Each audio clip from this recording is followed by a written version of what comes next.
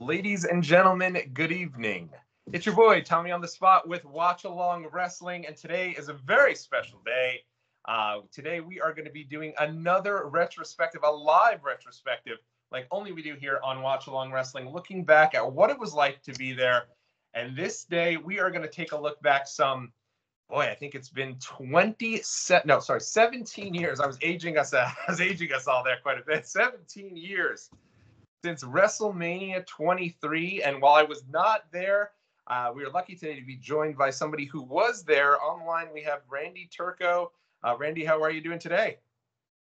I'm doing good, Tots. Am I the first one to call you Tots on this channel? I think there was one or two times where I introduced myself and said, it's your boy Tots, and I was like, nope, that's got to go. That's got to go right now.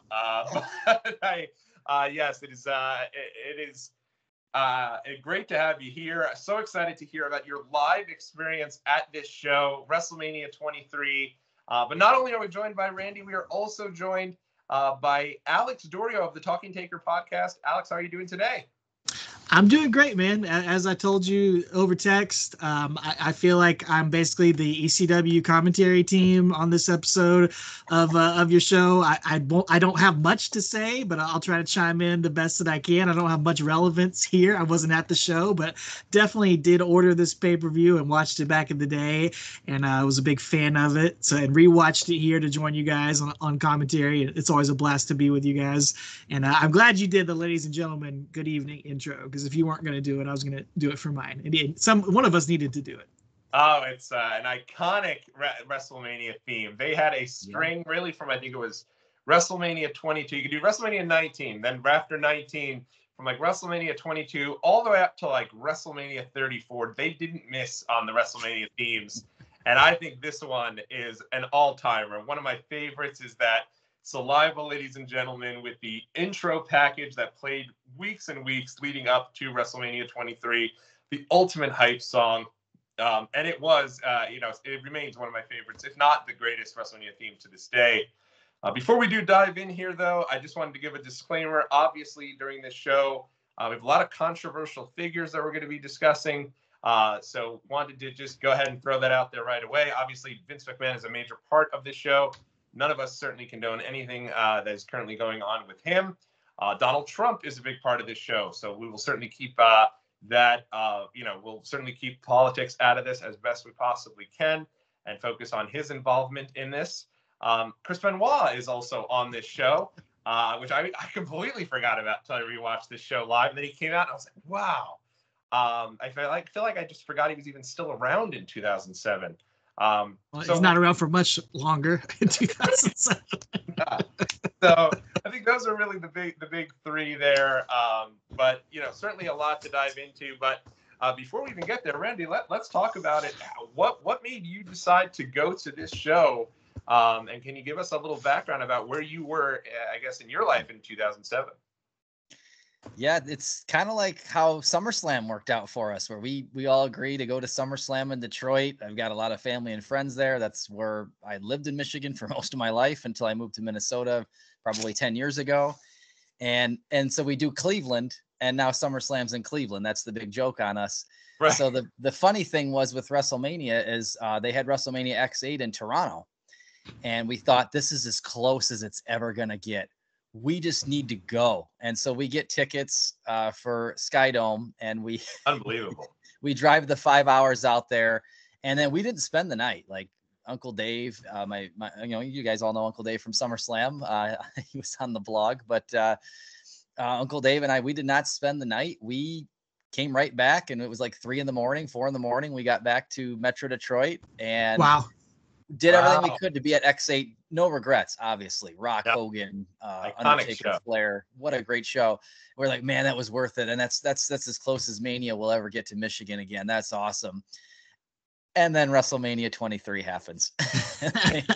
But Ford Field, I think it seems to be, if you build a brand new fancy stadium, you got a good chance at getting WrestleMania. And we're hoping the new Viking Stadium will pull in WrestleMania 41. Fingers crossed, everyone. And that's kind of what happened with Ford Field. Ford Field was able to pull in WrestleMania 23. And I thought, oh my gosh, this is a great chance to go to a second WrestleMania. Who goes to two? What normal person goes to two WrestleManias? And this is long before I knew Tommy on the spot, who's got a pretty good percentage on being at them. I will say this is before really that entire influx of like people from our age going to WrestleManias, right? Wherever it is, yeah. I'm on the phone with two folks here. Alex also went to WrestleMania 20. I feel like that predates all of this like rush of every year people go to WrestleMania. This is before WrestleMania trips even. So I think those three shows right there, I'm jealous of all three of them. And Alex, I know you said you were not at WrestleMania 23, but tell us a little bit about where you were in your life in 2007, and certainly as a wrestling fan. Man, a massive fan at this point. Growing up, age 5 to 10 is probably like the biggest my fandom ever was. You're just obsessed with everything. And then, you go through the Attitude Era. That was a pretty huge, period. But, a lot of people felt like probably had dropped off post Attitude Era. But man, 2007 was great.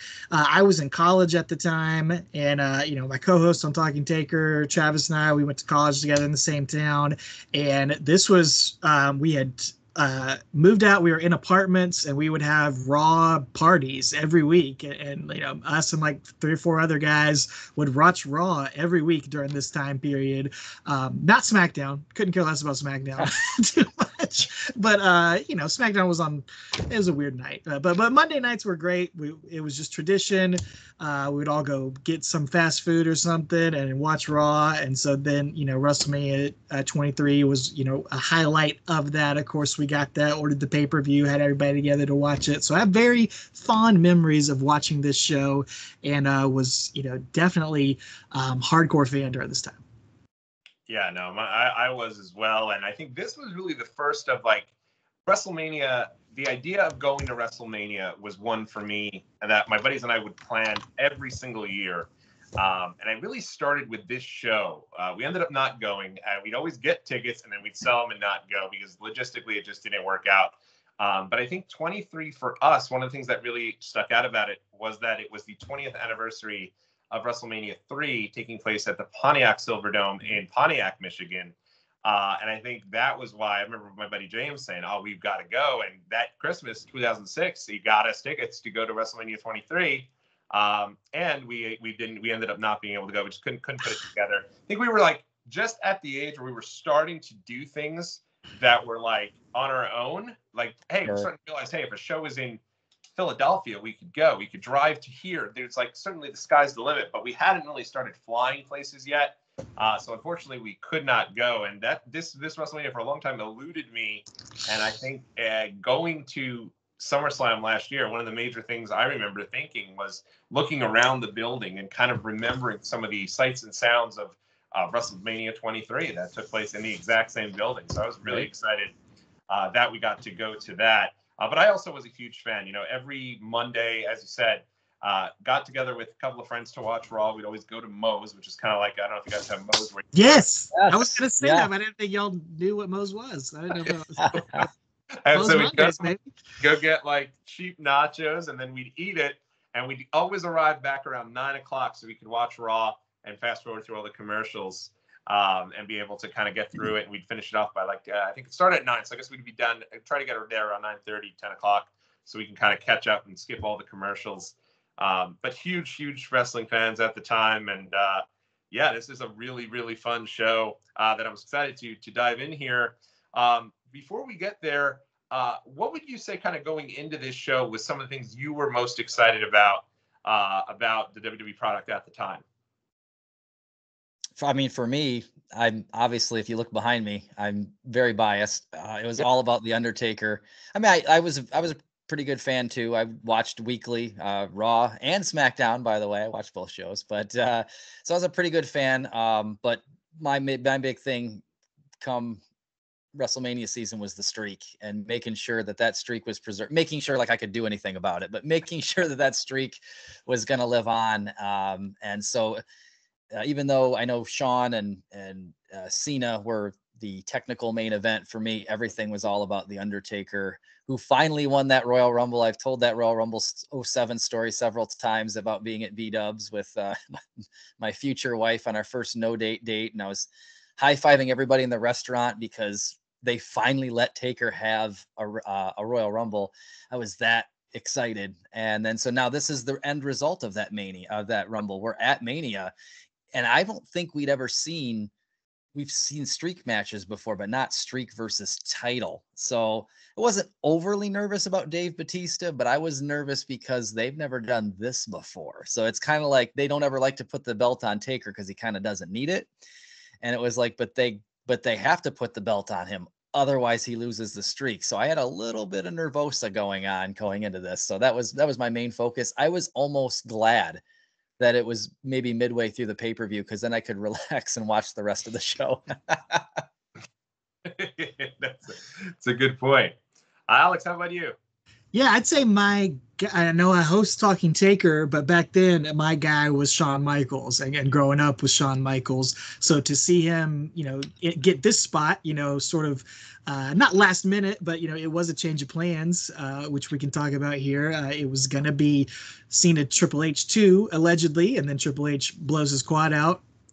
Sequel to that also. It's like a blown quad. So Shawn Michaels gets slotted in. So I was hyped for that. Cool to see him get another WrestleMania moment. And I was hoping, maybe he might get the title one more time. And then I'd say everybody in the Money in the Bank in the opener, especially CM Punk. I mean, CM Punk was definitely my guy during this period of time, that early ECW run. Huge CM Punk fan. So I was pulling for him in Money in the Bank. But all these guys in the Money in the Bank slot, I was pretty big into at the time. So that's probably the two things I was most excited for on this card. Yeah, for me, I remember, I have to be honest here. One of the things I was most excited about was indeed the Battle of the Billionaires. And for me, I think what it stems from is I remember they had done a secret press conference in New York City. And I didn't know it at the time. But funny story about that press conference is my friend actually worked as a doorman for Trump Tower. And Donald would every day come down, introduce himself. He found out his name. His name was Juan Carlos, and they'd talk. And he found out Juan Carlos was a big wrestling fan. And he said, "Listen, I know you're a big wrestling fan." He goes, "I'm going to tell you, I can't give you the details, but if you get, if you get an opportunity, make sure that you." Make sure you do, come to this particular room, this ballroom that we're going to be at, and I promise you won't be disappointed. So Juan goes up there, and as he goes up there, he stops to use the restroom, and who's standing next to him but the Heartbreak Kid? Wow. In the urinal next to him. Wow. He starts like, what is going on? Like, now he's like, wait a second, like, what?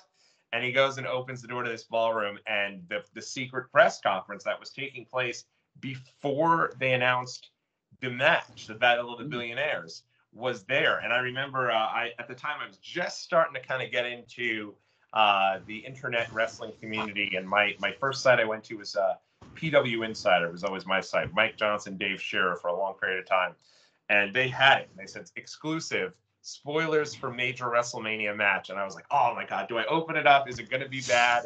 Is it going to ruin it for me? And I closed it off, and then I walked around at college, and I was like, I gotta get back on the computer. I gotta see what it was. I went in, opened it up, and there it was, a picture of Umaga and Bobby Lashley face to face, McMahon on one side, Donald Trump on the other side, Stone Cold in the ref shirt. And I was like, what is going on? And my buddy Juan Carlos was at that press conference. Wow. That was like closed off to the media, but because he worked for Trump Tower. He loved it, and he'd always from that moment forward he's always been a Donald Trump guy because of how nice Donald was to him at that event. I'm like, whatever he's done, be damned, he loves himself some Donald Trump. That's a crazy story though. That's awesome. Yeah, it's it really is. And so but yeah, I remember they didn't even reveal who any of this, and they had I guess they had to film it early for some reason.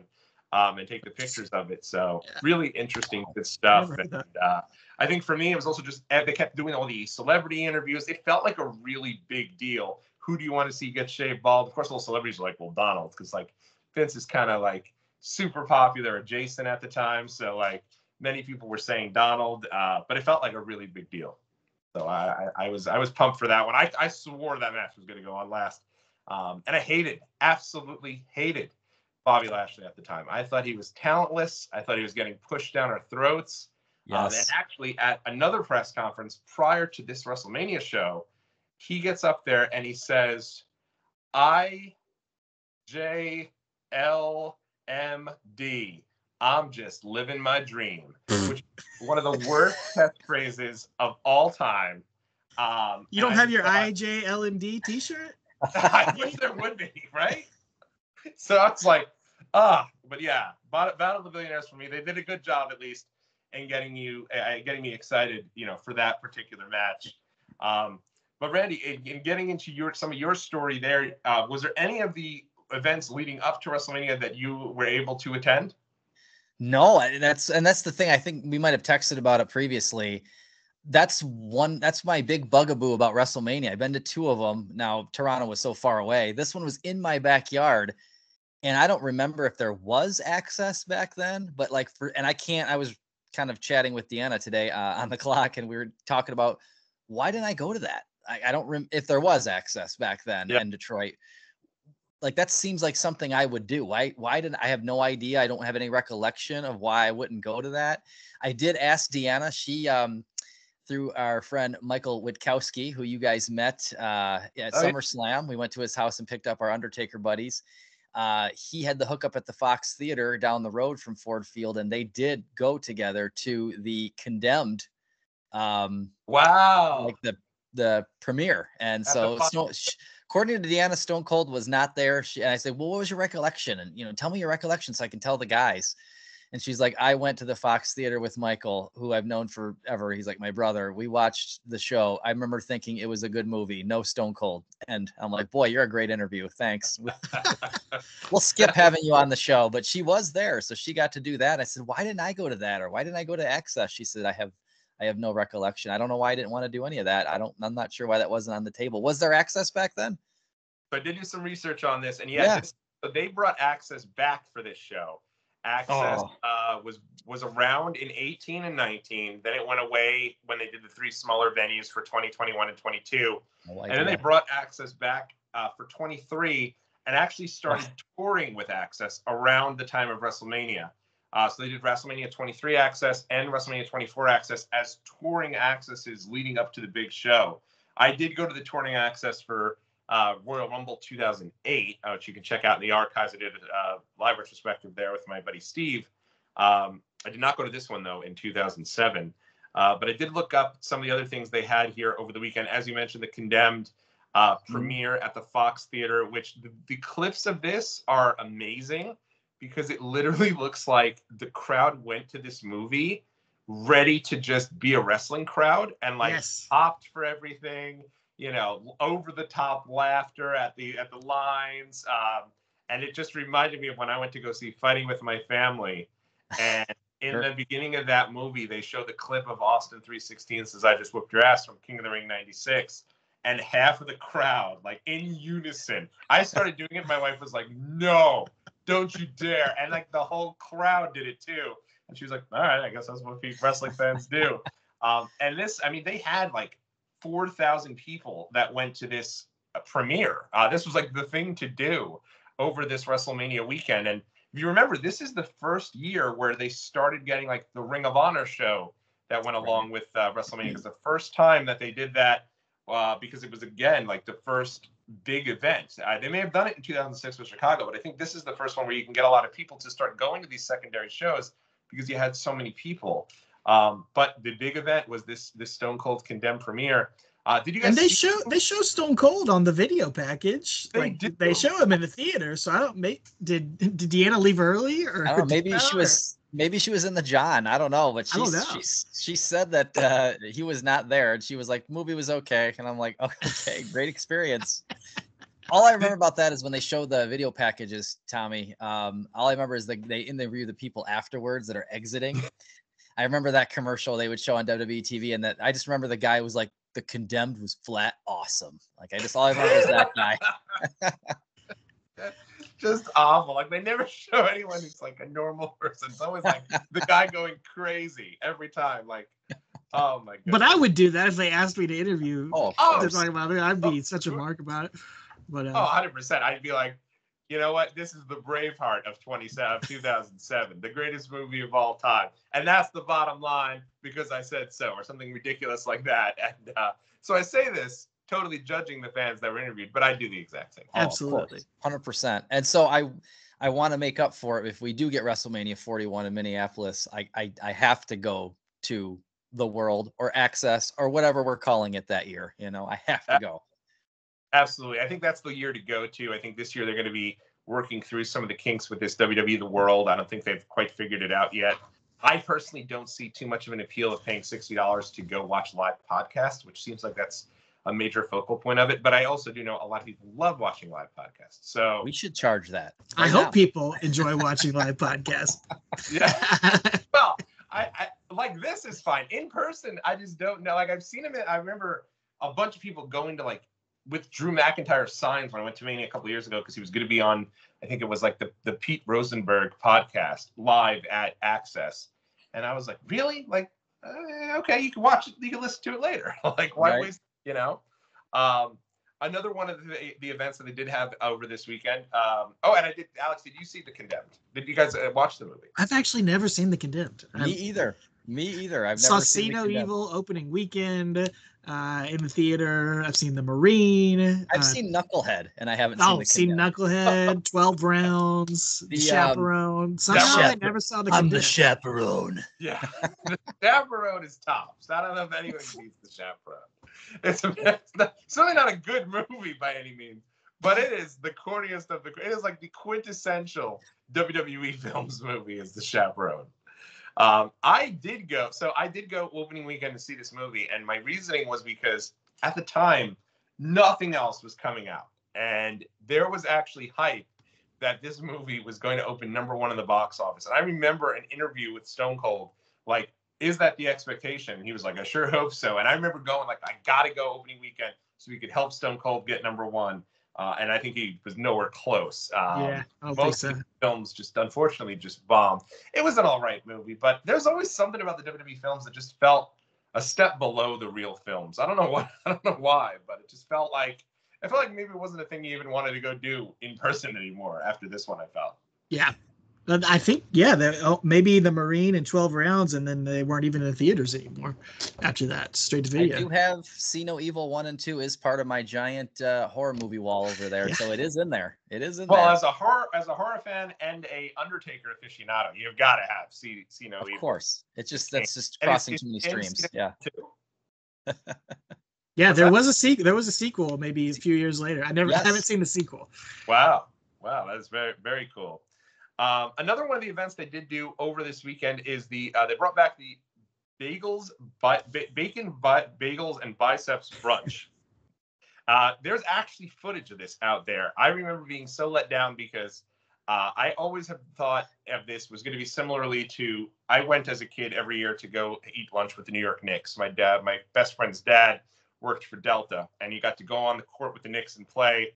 Then afterwards, you'd have this brunch, and each one of the tables would have a different Knick at the table to eat lunch with you, and then you'd get all their autographs. And this is like when the Knicks had Patrick Ewing, Allen Houston, Larry Johnson, some really good players. So I always assumed that is exactly what the bagel, bacon, and biceps brunch was, a who's who of WWE stars. Oh my gosh. That is not the case. I went and looked at this, and it appears that it's just like 5 random WWE wrestlers. I think it was like Marcus Corvan, Hardcore Holly, like way low. Deuce and Domino, Vito, something like that. Yeah, exactly. And none of them were even at the tables. It was just they were answering random questions. So it looked like a total. But you know what? I almost felt like at least I haven't spent the money to go, because if I did, and then that was what I got, I'd be so disappointed. And of course, the last thing that before this event had taken place, the WWE Hall of Fame induction ceremony 2007, headlined by the McIndeem Daddy Rhodes and good old JR and Jerry the King Lawler. Anyone have any thoughts of anything you remember from this particular Hall of Fame class? I just wrote down in my notes when they bring him on during the show. This is a great class. I mean, yeah. You got, like you said, King and JR, Dusty Rhodes. You have the Wild Samoans out there, Mr. Fuji, Mr. Perfect, right? He was one of the other ones in this class. So yeah, I mean, heck of a class. No stinkers in there. That was the one where I was watching young Cody Rhodes and Dusty Rhodes, and I was like, who the hell is this kid? He is an amazing talker. They need to get him in the wrestling business right away. Yeah. I remember thinking that, and that was back in 2007. I didn't know he was going to blow up like this, but I just thought that he was very, very articulate, and that could transition into being a great promo. I just remember being like, this kid is amazing. I don't know if he's wrestling, but he should be. Yeah, and I have to admit, too, and I have no shame doing this, I immediately thought, who is this good-looking sumbitch, and how did he come from Dusty Rhodes? Like, all of a sudden, it's like, but I also love that not only did he cut the promo about Dusty, I think he did a lot to help Dustin get back into WWE, because he really put over Goldust and the Goldust character. And I remember that. Talked about Dusty, how Dustin should get his flowers because Dustin was so great. Yeah. And you're right. I bet they were like, I don't even know if he's in the business, but if he isn't, we got to get him in right now. Right. Awesome. And the other thing I remember is Dusty, Triple H is sitting front row, and Dusty looks down at Triple H during his speech, and he says something to the extent of, we're really going to miss you tomorrow night. And Triple H just like breaks down in tears. It was a really nice moment. Hunter had been at every Mania from like, I think 12. 12, yeah. He's at WrestleMania 17 because he gets hurt after that. So from 12 until 23, it's his first one he missed. So I thought that was like a really nice moment there. And the other thing I remember is just, if you go back and watch this, it is a who's who of ECW folks sprinkled all throughout the crowd here. Sandman in a suit. You've got CM Punk. He's in the crowd, and I believe at the time he's dating Mickie James, so he's sitting with her. He's dating somebody that he's sitting next, maybe Tracy Brooks or somebody. But that was always that kind of was something I looked at. And RVD and Sabu coming across as like really good dudes as they induct the original Sheik as well. Looked like they were really happy to be there, which didn't last much longer in WWE. But they got their flowers here during this WrestleMania. Put CM Punk in the Hall of Fame alone just for his dating history, man. Oh, yeah. Absolutely. My goodness. Oh, and then another one, it was the Hardys. It was Jeff Hardy sitting with his wife, Beth Britt, sitting next to Matt Hardy and his girlfriend at the time, Ashley Mazzaro. Yeah. So, who wrestled on the show, right? She wrestled on the show. She did wrestle on the show. Yeah, she wrestled in the women's title match. Yeah. So yeah, very, very interesting show. They're a good little Hall of Fame class, as you mentioned. I really thought it was nice that they inducted JR and the King together. Yeah, that was a cool moment. Really sweet moment as well. So let's get into it here. The big show itself, WrestleMania 23. And Randy, no, the big show's not on here. You're wrong. Are we? No big show. Didn't make the show? He didn't make the card. Wow. This guy, Cody Rhodes was shooting in 2012 when he talked about this guy's wrestling run. I didn't make it in 2007. He was gone. He was gone. Yeah. Gone. That's right. He left December to December. He was gone. He was at WWF New York for WrestleMania 18. So I've missed him twice. You've never seen Big Show at a Mania. Wow. What a shame. Right. He has the iconic WrestleMania. Woo! At WrestleMania. Right. Fingers crossed for WrestleMania 40. Big Show for the Hall of Fame. You never know. There you go. So yeah, very, a great show. This is actually, as I was looking this up, this is only the third WrestleMania in history. And I know not everybody loves Dave Meltzer, but this is only the third WrestleMania in history to have 3 matches with 4 stars or higher. The other 2 being arguably the 2 best, or 2 of the best WrestleManias, WrestleMania 17 and WrestleMania 19. It doesn't jump out at you as a show where the wrestling was so great. But looking back, this is a great, great show. What's number 3? Because I figure the 2 world title matches, is it the Money in the Bank or the Benoit and MVP? No, it's the Money in the Bank. I don't think Benoit and MVP went that. I know it's 17. That's a good match.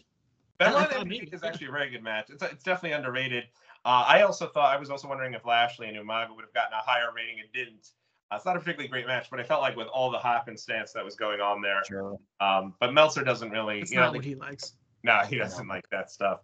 But 17, just for reference, 17, the 3 matches are Benoit, Angle, the TLC 2, and then Austin and Rock. And they all get much higher, I think much higher than 4 stars.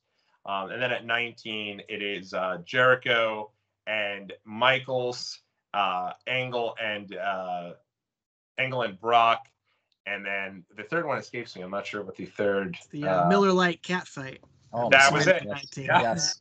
Miller Lite cat fight girls. Now, there is one on there. I'll have to double check and see which one it is. But that one is that one also has the 3 4-star matches. But this card here, 3 4-star matches. But before the show even started, Randy, you said this is your second WrestleMania. What were you feeling as you first entered the arena and saw the big setup for WrestleMania 23? This is where I continue to sound like an awesome fan. I did not go to Axxess. I did not go to the Condemned, but the girl I was talking to at the time did. And then I didn't even go into WrestleMania on time. I wasn't late, but I didn't we got to the arena. We just drove and parked, and Uncle Dave and all my buddies go in. And at the same time, I'm a big NASCAR fan at this time. 2007, Jimmy Johnson's my guy. And he had finally broken through and won a championship the fall before in 06, and he was defending that championship in 07. So the race is going on. It's Sunday, right? That's when the races happen. It's Sunday. They're racing at Martinsville, and Jimmy Johnson. It's his best track. He's in the lead. I'm like, guys, I can't get out of the car right now. And so, so the guys go. They're like, well, we don't care about NASCAR. We're at WrestleMania, so yeah. They go in without me, and I probably lag behind them, not too long, maybe 15 minutes, just to make sure Jimmy Johnson crosses the finish line. Nothing weird happens. He wins the race. I'm happy. And then I have to go into, Ford Field and have to find them in a sea of humanity of 80,000 people. But I did find them. Jeez. Wow. Did Jimmy Johnson won? What's that? Jimmy Johnson win that? Jimmy Johnson won that year? In 2007, yeah. So he won. Jimmy Johnson won 5 straight championships from 06 to 2010, and then he won another couple of them after that. So wow. He's got 7 titles like Dale Earnhardt, so he's up there. But I didn't know that at the time. I didn't know that was going to happen every year forever. So I'm thinking, man, this is very important. He's got to win this race. I'll see you guys in a minute. And they were like, are you serious right now? This is WrestleMania. And I mean, I was impressed. One of the things I actually thought was really cool was when we went to SummerSlam and we got there like right as doors opened and just kind of had some time to really kind of take everything in. So I'm surprised hearing that, because I assume WrestleMania you'd be ready to go and raring to go. I look back, 43-year-old me looks back at 26-year-old me, and I was like, what were you doing, sir? Well, where were your seats? So my seats were, let me just check the old ticket stub, section 324. And I think I looked this up when we had our SummerSlam seats, and I was like, where am I in relation to where we're sitting for SummerSlam? So where we sat for SummerSlam, we had the spotlight in our eyes, right? Mm. And where section 324 was not a section I don't think they sold. I think that was one of the tarped off sections, I think up top. Okay. But of course, for WrestleMania, 80,103 people, they had that. Everything was open pretty much. And so I'm almost all the way around. I'm almost, parallel or next to the spotlight. I mean, I'm way over on the other side where it wouldn't shine in my face if it existed at that show. I don't remember, or I didn't see anything at that show. So I'm way over there in section 324. I should check the price. $45 plus $8 in fees. I paid $53 to go to WrestleMania. And 2007 money, yeah. That's amazing. I think now, like, literally the cheapest seats are like $250. Like, it's complete, and that's like face value seats too. And is that, Tommy, do you know, like, I know this is just me researching for next year, because I'm acting like it's happening, but I don't know that. Is it different now that it's 2 nights? Like, you got to buy them together? Do you buy them separately? I have no idea. Is it $250 per night? I have no idea. Yeah, so it is. You can certainly buy them together and have the same seat for 2 nights. Sure. We haven't done that in the 2 times we've done the double nights. We've done buy them the first night, and then the second night you do it. And last year we got just kind of crummy seats, all the way on the top for the first night, just to be there. Right. It was our daughter's first time there. And then for the second night, we waited to see if tickets were put on sale last minute. and they were, and those were about $250. But we were right off the floor for that second night. First night was about $150 face value, and then parking was $80 for the first night, $85 for the second night. I was one grumpy guy. I understand that it's popular. I get it. Like, great, WWE's doing so well, but that is a ton of money to be dropping down. Thank goodness our daughter was still free at the time. But I know this year for WrestleMania, the double day pass, like cheapest seat double day pass, like $600.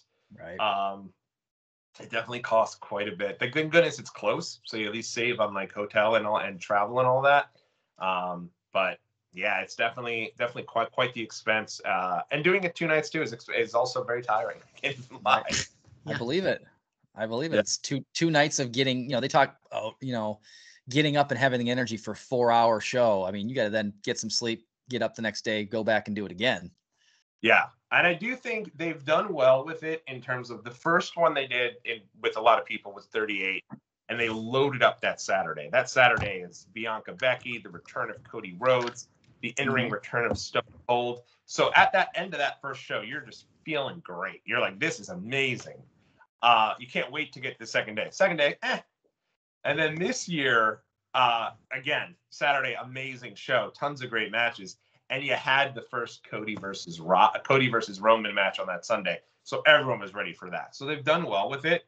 I got to be honest. I think this year's WrestleMania is, and they're saying biggest ever, I think it's really going to be kind of like 27, where you're really just setting things up for next year's WrestleMania.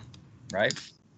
I don't know. I feel like them having The Rock on night one is going to be a pretty huge boost, for night one. I mean, it's going to do the trick of what you're saying. Like, you really got to have night one end on a high note to have you wanting to come back, not just for the people going to it, but the people watching at home. You're committing 2 nights to watch this. You don't want to end night one disappointed. You got to have something strong going into night 2. And I feel like they're going to do that this year. But I do see what you're saying. It does. Yeah, I could see it as building blocks for the future story. Yeah, but we do have some good stories this year too, for sure. And I mean, so $45 back in 2007 to go to WrestleMania. Right. What an incredible difference that makes. You think about that, double the price for the parking of one night at WrestleMania 39. So, but yeah, I was up there for both WrestleManias. I was in row ZZZ, but I just thought it's like going to the Super Bowl. I just need to be there to say I was there. And I don't remember having any trouble seeing like we did at SummerSlam. I remember having a great time. I could see everything. I was great. I don't remember being disappointed in our seats, or I wish I was closer. I mean, I do wish I was closer, but realistically speaking, for the money, great. I was there, and I could say forever that I was there. So I kind of feel that way even going into next year. If that's what happens, if we get a chance to go and it's 2 nights and you got to multiply your costs, I don't mind sitting in row ZZZ. That's fine by me. Not away from the spotlight. Yeah. And I will say, at WrestleMania, there's actually, in my opinion, something nice about being up top and being able to see that huge bird's eye view of this huge stadium with this everyone there just to converge and watch wrestling. I actually really like that for WrestleMania. I've had a couple times where I've been lucky enough to sit close, and that's great, of course. But at the same time, it's, for me, I like sitting up top and really just looking around and being like, we're all here to watch wrestling, which at the end of the day is still crazy to me that wrestling's taking place in stadiums. Right. So at this particular show, before we even get to the main card, there is a dark match, and boy, is it a doozy. It is really a who's who of random here. This is like if they played WWE SmackDown versus Raw 2007 and just randomly chose people to be a part of this. You have Ric Flair teaming up with Carlito. I mean, Ric Flair. If I'm Ric Flair, I'm standing up for myself and being like, keep me off the show. I'm good. Don't even put me on. Against the team of Gregory Helms and Chavo Guerrero. Yeah, what I put in my notes was, do y'all think this is the moment where Ric Flair decided, I'm done. I'm retiring next year? I think it was. I think that this was where they were going to position him. I think if he wanted to wrestle forever, it'd have been fine, but it would have been like this. He'd have been the guy to come out, jerk the curtain, pop the crowd, but they saw nothing in it all at this point. It's insulting, man. I can't believe he did it. Yeah, no, I think it is. And I'm stunned too. I'm stunned he didn't say no. Don't even put me on the show if you're going to be so disrespectful. I mean, he had went from a pretty prominent role with, I mean, he wrestled Taker at WrestleMania. He was in Evolution. That was a pretty big deal. He was a tag champ with Batista. I mean, man. He was in Money in the Bank the year before this. Yeah. Sure. Yeah. And was a big part, I thought, of the main event of 21. Even though he's not in the match, he's in the corner of Hunter. Sure. It was a big part of that build-up as well. But yeah, no, they are very clearly like, this is where we see you. Be done. We can't even put you in the 8-man Money in the Bank. It's more important for us to make sure Finley gets in there, Matt Hardy gets in there. Like, I mean, like they just don't see him as important at all on this at this time, which is pretty crazy. They do win the match. It is a lumberjack match as well, so it's even that let's get everyone on the card, give them something to do type deal. Yep. But then this does lead to Money in the Bank to open things off. What did y'all think about Money in the Bank opening the show? Well, actually, Aretha Franklin opened the show. I do want to mention that. Yes. That callback to WrestleMania 3. Like this whole show, a lot of it, a lot of callbacks to WrestleMania 3, also in Detroit. So she is probably the biggest star music-wise WWE has ever gotten to sing America the Beautiful. I mean, she is a icon, and they had her do it twice. I mean, that's incredible that they got her back to do it. So I love that. So I just wanted to shout that out. But I guess Randy missed it. I assume he didn't hear it. I think I got in there by then. I got in there for the show starting. I just don't think I went in when my guys went in. So I did. So I did all the merch stuff by myself. Like, what were you doing, man? You can watch the race on DVR later or whatever, like on tape. Like, what were you doing? So, but I did see Aretha. I think I don't know if it's on the on like the DVD release or on the Peacock, but it was kind of cool. I think in the stadium they spliced like footage of her from WrestleMania 3 together with live footage of her singing at WrestleMania 23. I thought that was really, really cool. Yeah, and I think they even do the voiceover of Vince welcoming WrestleMania and doing, and here to sing America, the Beautiful, the Great. And like then he introduces Aretha Franklin. I think Aretha Franklin doing it for WrestleMania 3, you want to be a part of that show. It's Hogan Andre. WrestleMania is massive at the time. The idea she came back for 2007 to me is crazy. That was really cool. Yeah. And I think it was such a really nice touch. She unfortunately passes away not all that long after this, too. So, I agreed. I thought that was awesome. And then that gets you right into the theme of this year's. I love the theming of the WrestleManias for all of them. 20, you had the big WrestleMania 20 where it all begins again. Right. Loved it so much. I knew I'd use that as a baby reveal video. And 21, you had obviously the Hollywood theme with the great videos. 22, you had Big Time, where I thought that song was a Jim Johnston original for the theme for WrestleMania, and did not know it was WrestleMania 22 was a Peter Gabriel song until many years later when I was sitting in my boss's office and she's playing, older lady in her 50s, all of a sudden is playing Peter Gabriel's Big Time, and I'm thinking, oh my God. Big wrestling. Butter me up here. We're gonna talk, Hunter and John Cena. I mean, we're gonna talk WrestleMania Big Time.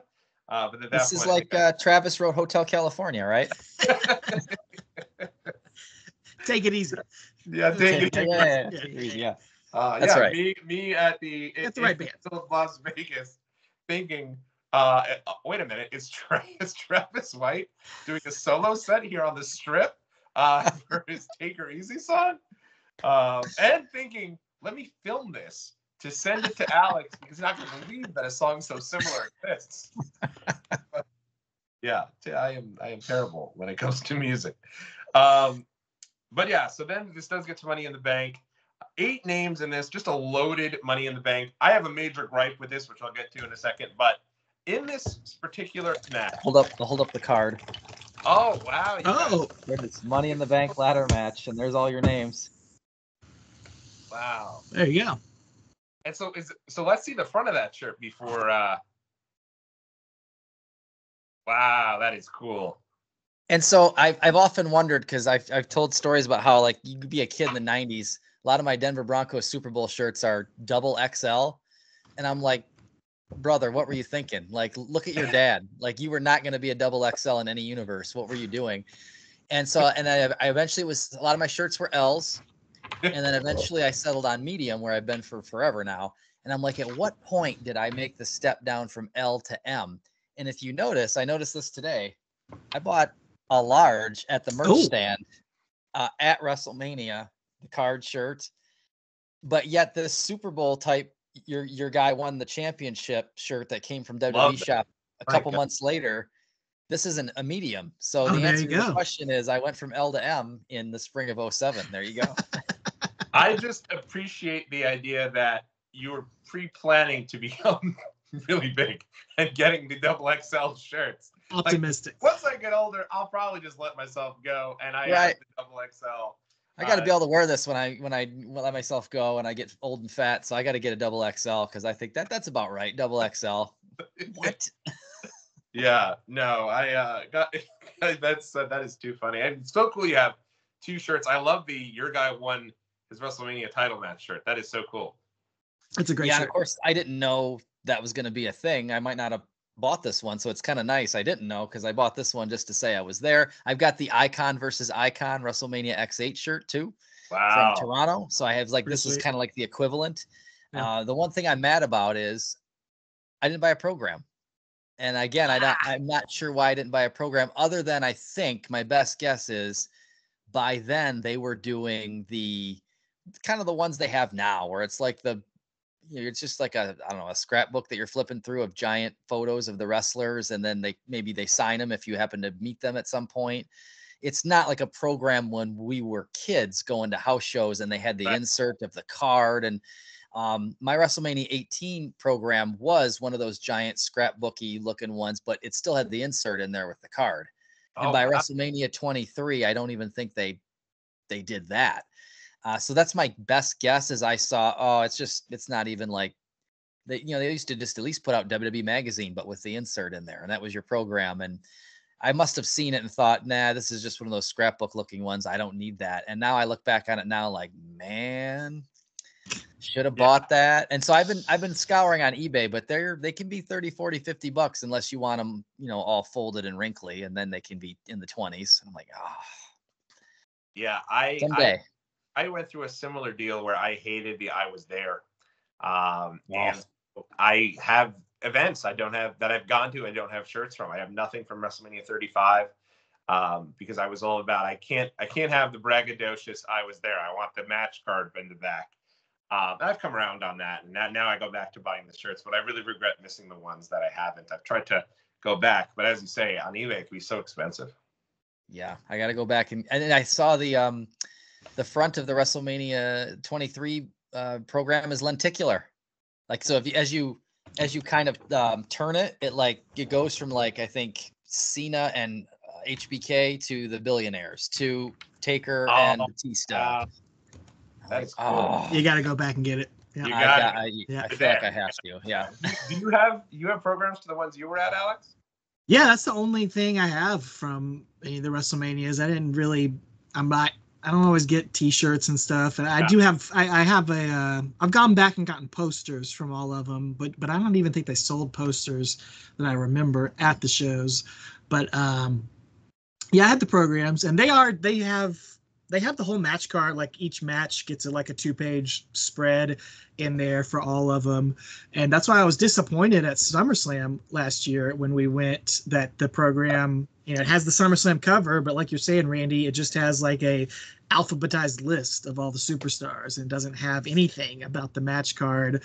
So I was like, I don't really want that. I love that these other ones, have each match has a write-up about it, about the rivalry and everything. And all the WrestleMania ones have pages for the Hall of Fame inductees too. So it's awesome. It's split in half. So you actually flip the magazine upside down, and in the back half it has the Hall of Fame, and nice. The back cover is the Hall of Fame. So I'm sure they sold the same program at the Hall of Fame. So yeah, those are good souvenirs to have for sure. Yeah, I got to go eventually get the ones that I've been to. I don't know why I haven't gotten them through the years, but I agree about SummerSlam, and the cup too for SummerSlam was just random. No cup. It made no sense. And what a lazy job. Thank God they had the picture frame, but what a lazy job. Doesn't surprise me when I'm at Ford Field for the Quick Lane Bowl. They do not have like Quick Lane Bowl cups. It just says Ford Field Go Lions, and I'm like, come on, man, it's the Quick Lane Bowl. Get serious. Jeez. All right, so Money in the Bank 2007. We'll run down the names here. It was CM Punk, who was a very jolly CM Punk. He comes out and he is fired up to be at WrestleMania. He's got the Fire Burns theme, and he is just happy as can be. It's so cool to see. I don't think I've ever seen Punk literally like overwhelmed by a moment, but he comes out here and it's like us going to WrestleMania for the first time. He's so thrilled to be there. It's very, very cool. And I thought that just jumped out at me. You also have Finlay, who happens to have a fondness for loving to fight. Both Hardys, Matt and Jeff Hardy, King Bookia, Rated RKO, the team of Randy Orton and Edge, and Mr. Kennedy. And that was the field of 8 for this star-studded Money in the Bank match. What did you all think of this particular match here? I like pretty good field overall. If like looking back on it now with 2024 goggles, you're like, man, pretty good. I mean, Jeff and Matt Hardy are legends at ladder matches. I think having them in there is pretty awesome. CM Punk, obviously, we know what he ended up becoming, and to have Edge and Orton, 2 Hall of Famers, I mean, in that match. They strapped the rocket to Mr. Kennedy to his back at the time. Didn't work out, but at the time, I think everybody or most people were for that. And even King Booker being in there, like King Booker had that 2006 title run that had just come to an end, and like for him coming, I guess on the way down as King Booker, he's coming down a little bit, but to land in Money in the Bank at WrestleMania, not bad. Oh, I agree 100%. I thought this is a perfect opener because like everybody gets a moment in it. You go back watching it. This is a very, very fun match to go back and revisit. Everybody gets a time to shine. There's high spots. There's comedy in there with Hornswoggle, and then his like the tiny Hornswoggle ladder that Booker T pulls out. It just makes the best face looking at. And then Booker T makes another great face as Matt Hardy goes to Twist of Fate Charmel, and Booker T's has to decide if he's going to grab the briefcase or save Charmel, and he's just like, he just has the this pained face on him. It's super fun, and I appreciate that it was so exciting, even though there was a 100% chance every single person in the building knew Mr. Kennedy was winning. There was no suspense at all about who was winning this match, and yet they still managed to make the match very, very fun and exciting. Me being a John F. Kennedy guy, I was all about Mr. Kennedy. Although there was that part of me way back here in the back of my mind. I was like, is he really that good at wrestling though? Is he gonna make it? He's kind of got these Mickey Mouse tattoos all over the place. Hairline's receding pretty quick. Is he gonna? Can they turn him into like the face of the company? And I'm like, man, I don't know. But I mean, very charismatic on the stick, and I love that his name was Kennedy. Obviously, I was like, well, we'll see, man. They're gonna strap the rocket to him, and no.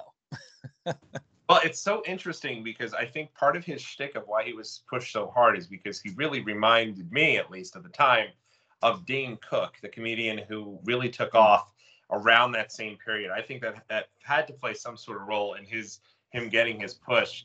The thing that annoyed me about this match is the inclusion of Rated RKO, only because at the time, they make a mention of it at 22, I think, is when they first mention it. And I remember sitting back and going through all the matches and going, wow, Edge is undefeated at WrestleMania. Yes, and immediately I was thinking, Edge has got to be the guy. They got to do Edge versus Taker at some point. That's got to be your undefeated match. Yeah. And for me, I really think, in retrospect, Edge could have won this match. He ends up getting the Money in the Bank anyway because Kennedy gets hurt. Because remember, Kennedy wins, and then he says he's going to cash it in at Mania's main event the next year. So, I mean, can you imagine? Yeah. I mean, they were pushing him so hard. But they could have done that with Edge. And really, Rated RKO at this point is on fire. They're huge stars on Raw. I really think the way they should have went with this was had Rated RKO take on the team of Brian Kendrick and Paul London, who at the time were the SmackDown Tag Team Champions, are nowhere to be found on this card. And I think that could have been a great match. Edge could have won, and then they could have preserved that to where they do get to the match with Taker the next year. They do it the next year. It's like we were one away.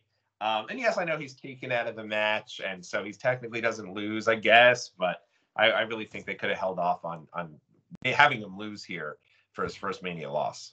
I think we've texted before about how I was always looking for, after we did title versus streak for a couple of years with Batista here, Edge the next year. I was looking for streak versus streak, even if they didn't get up to like 15-0. Like, okay, 15-0 versus 5-0. Like, just some main event player that is believable, that maybe it's streak versus streak would be the next big thing that they would come up with.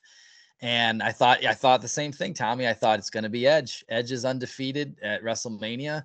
Here's our chance. And then we missed it by 1 year. And then later I thought it was going to be Cena. I said, we're going to do Cena. And then we missed that too. I thought, oh man, I think they blew an opportunity there. That's a great point. Cena was undefeated at this point and loses the next year at Mania in kind of just random triple threat match. Yeah. Right? I think obviously they didn't know Edge and Taker was going to happen a year later. You can't predict that, but boy, it sucks in that build up to Edge Taker where they're trying to be like, I was never pinned at WrestleMania, like trying to act like that was this big. Well, you did lose, buddy. Like, I mean, it sucks. But I gotta mention that spot in this match where Edge gets taken out, that ladder spot where Jeff is on the ladder, swantons him, or Edge is on another ladder between the ring and the guardrail. We've seen that. They've repeated that spot in a lot of other ladder matches, but this was the first time I ever remember seeing that spot. And I'm a very cynical person when it comes to wrestling, even back then. Like, I just assume everything's a work, but that spot got me. And the way Edge sold it back then, I legitimately thought he broke his neck. Like, and he's like not moving. They bring the stretcher out, and I didn't have the internet on my phone back then, so I was just dying to get home and get on, the Wrestling Observer website and make sure Edge was okay. Like, it is a incredible spot, and very creative, and blew my mind when I saw it for the first time. Yeah, Alex, to your point, and to Tommy's, what good performers Edge and Orton were even back then, let alone whatever they would become. They were in that Royal Rumble 07. We know it was Taker and Shawn. They finished third and fourth, was rated RKO, right? I mean, they were right there at the end. I mean, that's how much they were thought of as performers, as they were in top 4 in the Rumble. They're going to main event Backlash the next month. Right? Next month. Yeah, you're 100% right. Just a really strong showing by them, and really great way to get the show started here. And who knows, maybe Undertaker decides he's got one more left in him, and he comes back next year to give you that streak versus streak match against the EST of WWE, one Bianca Belair. Is RVD still undefeated? I read he was 4-0 at Mania, but I don't know if he ever came back after that. I think you're right. You know what? He might be. That's a great. What about even if Taker can't go? What about RVD versus Bianca Belair? There you go. There's money. That might probably be great. Yeah, that's right. Very cool. So next up on the show, now it's not a good match, but I appreciate that they tried with the Great Khali taking on Kane in a match that is really on the show, in my opinion, simply so that they could try to recreate the WrestleMania finish, with the WrestleMania 3 finish with Hulk Hogan body slamming Andre the Giant. They recreate the moment with the Great Khali and Kane in a short 5-minute match. And it gets a big pop when he slams him. Absolutely. I think this is fun. Like, I have no problem with this match. All I know is, do you guys have a shirt with the Great Khali on it? Because I do. Not. Wow. Because I got a shirt with Khali on it. There it is. Wow. I'll tell you what, Khali looks like he looked like Will Ospreay compared to what he would become in later years. Like, he was moving around and he was in great shape in this match. And like just a few years later, he can barely move his legs, just like dragging him out there behind him as he goes to the ring. So that was kind of impressive to see. Yeah, they're pushing him so hard at this point. He has such a big spot in the Royal Rumble. He destroys everyone. I got to be honest. I have to think that at some point the plan here was for the Great Khali versus Hulk Hogan.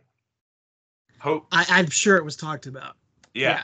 No Hogan just finished up at SummerSlam 06. It would have made a lot of sense for him to be on the 20th anniversary of WrestleMania 3. Sure. So they could have definitely had a match here with Khali. I couldn't stand Khali at the time. I thought he was a slug then. But then later on, I almost felt like he did become way more slow and immobile. And then I almost felt bad when the fans were chanting, "You can't wrestle." I was like, leave the guy alone. He clearly knows he can. He's a comedy act at this point. Like, right. let him be. Don't be mean. In his later years, he's like the elephant at the circus, where you're just like, oh, this is so sad. This thing doesn't want to be out here anymore, and it's like they're just dragging him from city to city. Like I saw him at a house show in 2012 in Augusta, and like in front of like 800 people. It's like, why are you making this guy? Just let him go home. He doesn't want to be out here. I never understand. I mean, I know Vince is in love with that airport test and the guys that pass that airport test, but I never understand the giant 8-foot guy that can't wrestle. We've seen it for decades and we'll continue to see it, I suppose. But I never understood that, because at the end of the day, the bell has to ring, right? Right. At some point. Yeah, and that's similar to what did it going right now with Omos. Yes. I know your guy Undertaker loves Omos, and I know there's a lot of Homo sapiens out there, but the guy clearly, I mean, he makes like one appearance on TV a year, and it's been doing the house show circuit for years at this point. And he gets a reaction. I was at Madison Square Garden house show recently. He gets a Maxine Dupree reaction. No one's out there defending the poor Omos out there. But clearly, you're right. At some point, the bell has to ring, and he I guess he's okay, but clearly there's something missing there too. And is he not, like, I've heard reports that like when that red light's off, he is like on his, I don't know if he's on Twitch or whatever he's doing, TikTok, whatever, but like he's like charismatic. He's like funny. Like, where is that when the red light is on? Give me some more of that. Yeah, no, I completely agree. It's like the personality's gone once it comes. Just crazy. I will give it time. Like in a few years, he'll be doing dancing on dance contests and kiss cams and stuff. Yeah. Just give it time. It'll happen. Yeah. And even though it was a poor use of Brock Lesnar at Mania, though, I will say I do think they kind of pulled that one off. That was at least a moment there with the two big monsters kind of face to face. Similarly here with Khali and Kane. Right. Cool big guys kind of going at it. Next up on the show, the one that kind of surprised me, the final WrestleMania appearance of Chris Benoit. Whoa.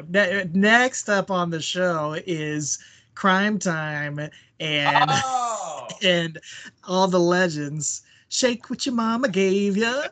Shake what your mama gave. $1 Million Man and Dusty Rhodes, IRS. Slick is there. It is Slick. Yeah. Excellent. And you got to give them a lot of credit for this one, because they got everyone on the show. Even did the whole thing where Ricky Steamboat comes in. He's like, oh, and then he kind of continues dancing. And of course, the whole point of this is just so that they can get the big ending of Ron Simmons doing the damn, which was such a big deal at the time.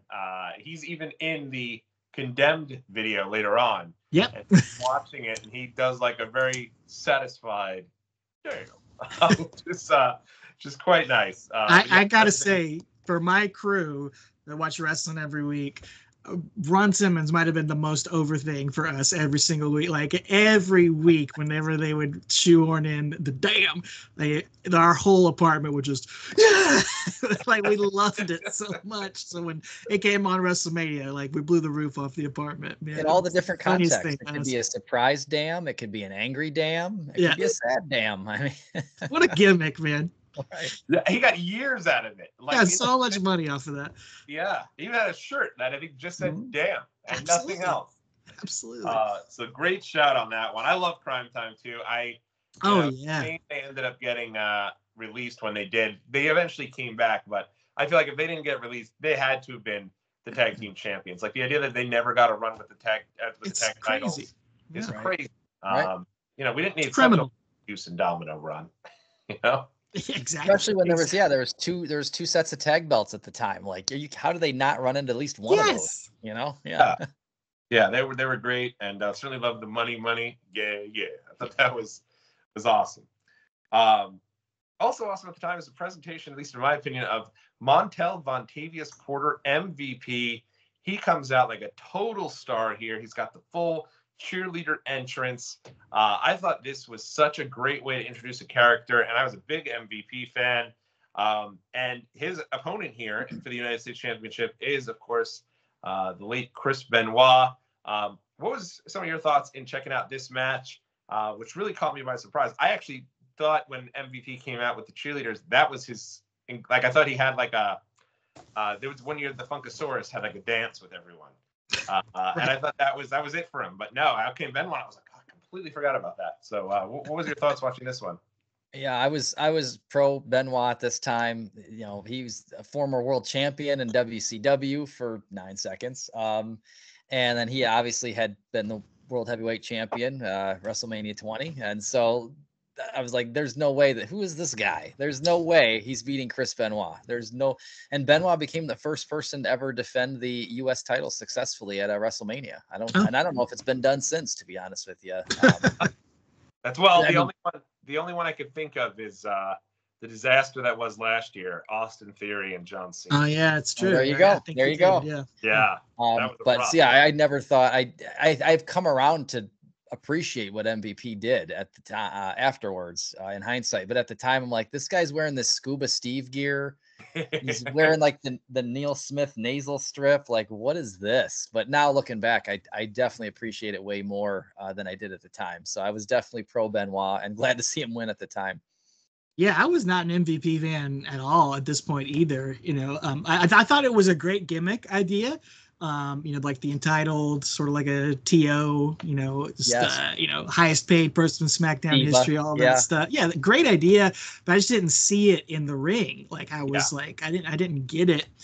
So I thought, you know, this was like a sink or swim moment for him on the show, and I mean, he swam in the deep end. Like absolutely. I remember at the time in 2007 watching this, like, okay, I respect this guy. Like he had a really good match with Benoit, and it wasn't just all Benoit carrying it. Like he held his own in there, and I, you know, kind of liked him ever since after this match, and he got better and better throughout the years as well. So cool to see him have that moment here. And man, the only thing about watching it back is like the JBL is going so hard on Benoit, saying this is one of the greatest men who's ever lived. Like this man's sure to be Hall of Famer. So many world titles in his future, and it's just like, oh, it's just JBL is going so hard for Benoit on commentary. It's wild, but it's a great match. Or not great, but it's a solid match. You know, it's good. It's definitely it caught me. I think they do have a rematch at Backlash as well. They do, yeah. That's also good. Yeah. So Alex, we do not like IRS. It's got some famous initials. Yeah. We're okay with MVP. So we're 1-1. I mean, where do we stand on like Phineas I. Godwin? Oh, huge pig Henry O. Godwin. So absolutely. BSK. Okay. Just IRS then. DDP. Okay, also great 3 letters. Absolutely. IRS is the outlier. Okay. There you go. Okay. For me, I loved the one thing I liked about MVP in 2007 was he was doing the ballin', which was such a big thing at the time. Yeah. The problem is in classic WWE form in 2010, he was doing the ballin', and at that point, it was played out and it looked just like so lame at that point. But the big entrance, the big like MVP whole like blow up thing that he used to have. Yes, the tunnel. Yeah, the tunnel. Some cool stuff. I still can't do the Scott Hall like I can't do that, and I can't do MVPs. I can never figure out what he does. Like I can't. I have no rhythm. I can't do it. You know? That's the whitest thing you've ever done. Right. And my wife's like, why don't you ever want to dance? And I'm like, have you ever seen me try? That's why I don't want to dance. Meanwhile, no shame, I'm doing the whitest ballin'. I think ballin' officially died with me in here a moment ago. You killed it. But yeah, I a solid match and good to see Benoit keep the belt. I thought for sure he lost it here, so that was I was surprised at the time, definitely. Yeah. Undertaker versus Batista is next. I will say one of my favorite Talking Taker episodes is the episode you both did on this particular event. When you broke down the entire build-up to this, because the build-up to Undertaker choosing Batista, I think, is one of the most fun builds ever. where they actually even teased him choosing Bobby Lashley and had him show up on ECW. And I know, you know, we don't love to talk about, you know, Vince McMahon, but Vince has this classic one where, you know, Undertaker's going to each one. He finally makes his decision and he looks over at Cena and then he turns around to Lashley. He turns around to Batista and gives him the old throat slash. And now we're on. And then Vince goes, "You didn't even think about Bobby Lashley. It's probably going to be the toughest of all three." Such a great line. But yeah, such a fun. I forgot how good this build was until your guys' show. It was really cool. Well done on that one. And I went back and watched a lot of this stuff here leading up to it because I thought it was so well done. So I've kind of had a love-hate with the streak, I think, for a long time. And you always want it to end. Yeah, so I always talk. Yeah, so I wanted it to end. Really, 21 was the first time where I was like, they killed Randy Orton. He needs this win. If they don't give this win to Randy Orton, he's not going to be able to do it.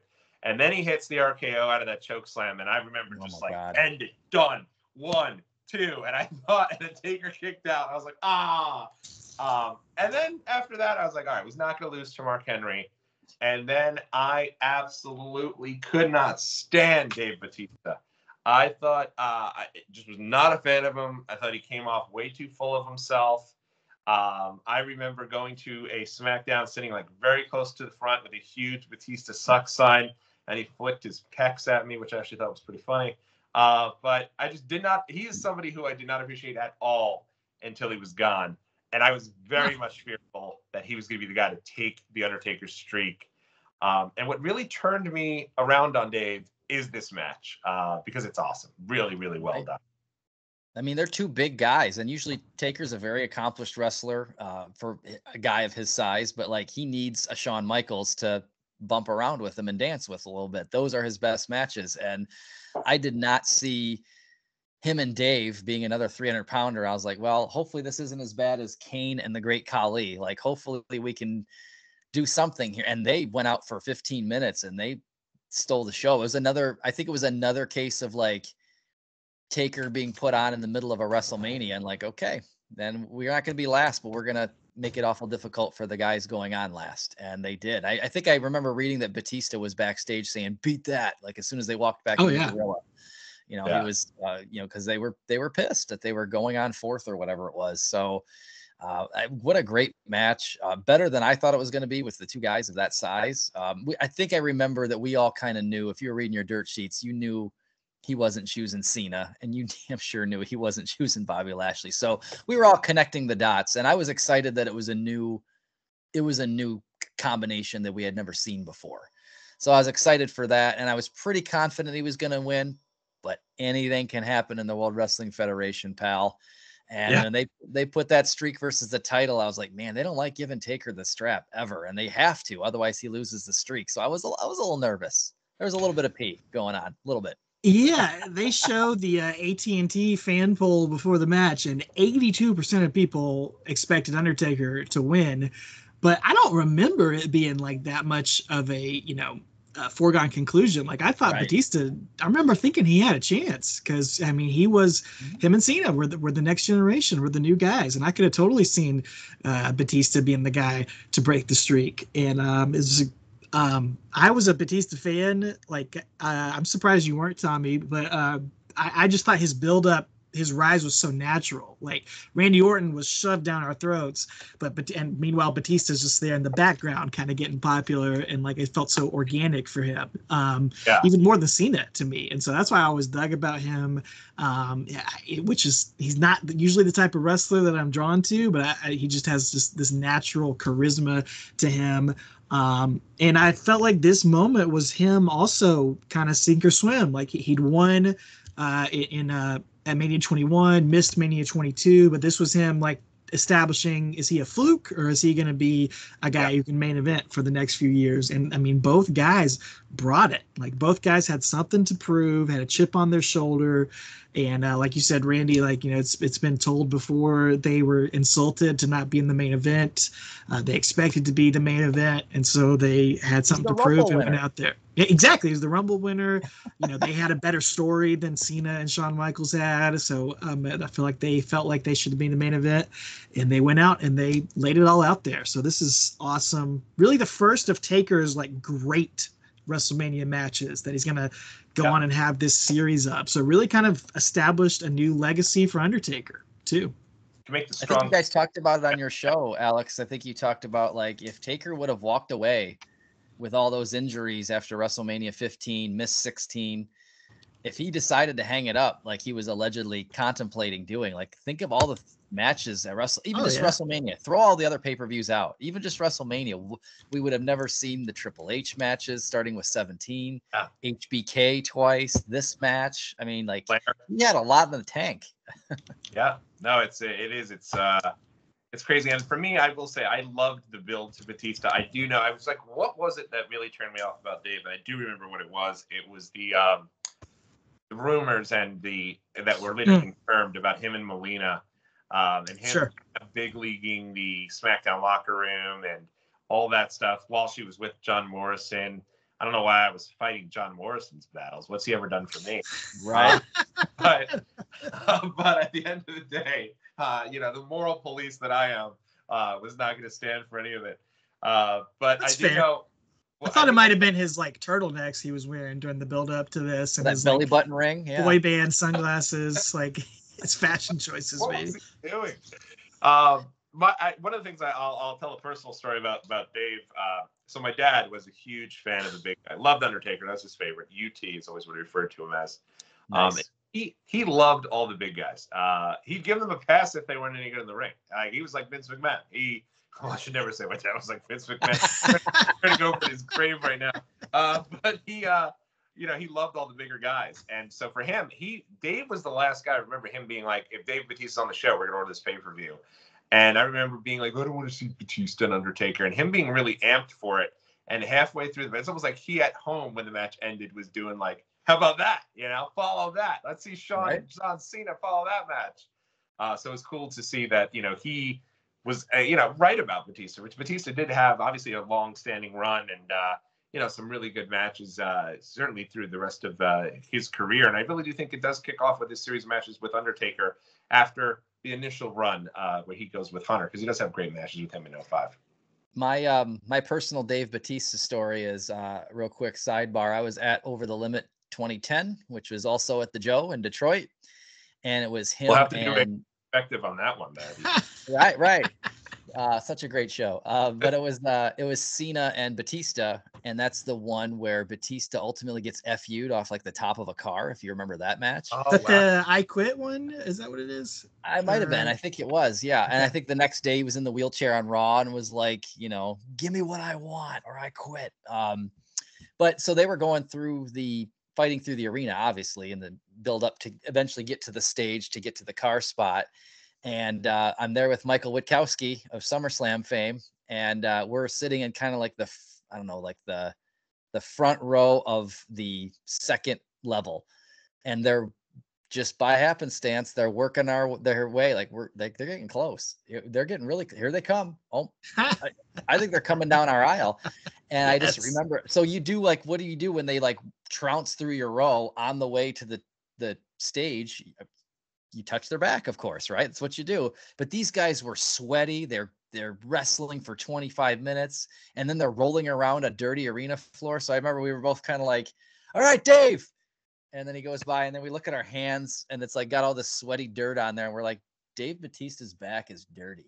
And like that was our takeaway, was just Dave Batista's back is dirty. So anytime I see I'm never washing this hand again. Over the Limit 2010, Dave Batista's back is dirty. That's my. Are you on the show? I think so. If you watch it back, yeah, that for that split second, you'll see us touching Dave Batista. Gotta go back and watch that. Right. Yeah, that is too funny. Wow. So really great match here. I'd say it's probably, for me, looking back at this here, I did also I agree with Alex about the Money in the Bank, but I think this is actually my favorite match of the show. Really, really strong stuff. Next up on the show, this one here it's kind of a disappointment because they'd go on to have a very good match. But on this night, it was the ECW Originals, the team of Rob Van Dam, Tommy Dreamer, Sabu, and the Sandman. And they'd go on to face and defeat the team of the New Breed, Elijah Burke, Marcus Corvan. Who would have thought Marcus Corvan would have a WrestleMania match? That's right. Right. Matt Stryker and Kevin Thorne with Ariel by his side. This match here, very, very short. It only gets a little over 7 minutes here. And again, on ECW TV, they have a knockdown, drag-out, incredible main event a week or two after this that I feel like that match should have been the match at WrestleMania. But I think at the same time, they probably were not thinking there's any, be happy to have a spot on the card. We're not going to give you too much time. Yeah, I was a pretty big ECW reboot fan for the whole run, even though December to Dismember burned me pretty bad. I still stuck around with it. So I was just happy for these guys to get a WrestleMania appearance and get that paycheck, to be able to say the Sandman and Sabu wrestled at WrestleMania in front of 80,000 people. That's a cool story, dude. So I was happy for that. And look, not every WrestleMania match has to be 20 minutes long with a 5-minute video package for it. Like, WrestleMania should have more matches like this. It used to. Like, just get everybody on the card. Like, have a 2-minute WrestleMania match. That's fine. Like, have the entrances be longer than the match. I don't care. It's just fun to see, like, a little variety on the card. So I'm here for this type of match. But I will say, this is the first ECW match in WrestleMania history, first of like 2 or 3, I guess, ever. But how could you not have the first ECW match in WrestleMania history not be an Extreme Rules match? Like, I know Batista and Taker went through tables. I know there's going to be blood in the main event, but like, have a couple chairs, have a couple, frying pans or cookie sheets or trash cans. Let RVD do the coast to coast with a trash can or something. Come on, that's a missed opportunity. I agree. Yeah, it's it definitely is. I remember watching this match and just I was rooting for the Originals. I don't know were your guys' preferences lie. Rooting for the Originals all the way to beat the New Breed. The New Breed. Come on, Monty Brown. Come on. Well, you didn't love the pounce. Yeah, the pounce. My God, and he just disappeared. Like, he clearly was someone they saw something in, and then he just disappeared. I also, of course, was rooting for the Originals, but I did like the New Breed. I liked the 4-Up Elijah Burke. I love Elijah Burke. Such a big deal for WWE. He gets the same treatment as Drew McIntyre before McIntyre does, where Vince comes out and anoints him as the future of the ECW brand.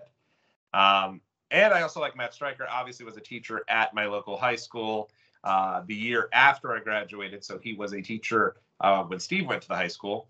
And your charm to life, sir, it's just hard to keep up with. What's that? Said your charm to life is just so hard to keep up with. Well, I mean, and I remember we went to go meet Matt Stryker at SummerSlam 2007, and he was like, I should bring my yearbook. And then he didn't. And I was like, that was talk about missed opportunities. Oh, my God. Yeah. Come on. Locking his yearbook down from Matt Stryker to sign would have been perfect. Yes. So for him being such a local guy, I was so happy to see him get the opportunity and to get a WrestleMania match. But yeah, I agree. And it's nice that they not only do they get the match, but then they get the moment at the end where they all hold up their hands and really, really strong stuff. All right, next up here, we've talked a little bit about it. Bobby Lashley versus Umaga. And I will say this, I did go back and watch this one. And I will say that level of importance of everyone in this match, after watching, you had number 1, Vince McMahon. You had number 2, Donald Trump. You had number 3, Shane McMahon. Number 3, Stone Cold Steve Austin. Number 4 was Shane McMahon. Number 5 was Umaga. Number 6 was Armando Alejandro Estrada. Number 7, Section 324 Zone, Randy Turco. And then number 8 is Bobby Lashley. I mean, he is such an afterthought. It's almost crazy how much of an afterthought he was in this match. I thought you'd rank the barber chair above that, because the barber chair gets an entrance. It gets music. It gets rolled down the ramp. Like, that was amazing. I forgot about that. I laughed out loud when I watched it back. Yes, this I will say, this run, personal stuff aside, this run of Vince McMahon from like 2006 with the Shawn Michaels outlandish stuff, and then through this ECW run. He was so off the wall, just like it was crazy to see. Wrestling god, and then he was ECW champion. Do-rag Vince. Do-rag on eventually, right? It was just so. It was almost like he knew he was getting killed for putting Bobby Lashley on ECW. I was like, "You're gonna complain about Lashley? I'll show you. I'll make it even worse." Yeah. It was another case of a guy that we being the general wrestling base, like, we're just did not see anything in. Everybody I've ever talked to was, at the time, I think now it's much different with Lashley, but at the time in 2007, like, everybody hated Lashley. Like, why is this guy? What do they see in him? He's jacked up for sure. Oh, he looks like $1 million. Yeah. What else is there? And like, nobody could ever say anything positive. Now it's different today, but back in 2007, like, everybody hated this guy. What did they see in him? Yeah. No charisma, no personality. One good match his entire first run, and it's with Cena at the Great American Bash 07, and then he's immediately gone. Right. So I'd say that's probably the only one. Yeah. This match is off the wall, complete shenanigans. They give it every bell and whistle. They were not going to let this match fail. And I'll be honest, for me, one of the big surprises, and JR alludes to it, is at the end when they finally do shave Vince bald, and you find out he actually did have real hair after all. Wasn't a toupee? Yeah. And I think JR even says one of the greatest myths in all of wrestling has just been solved. So I thought this was fun. What did you guys think of this one?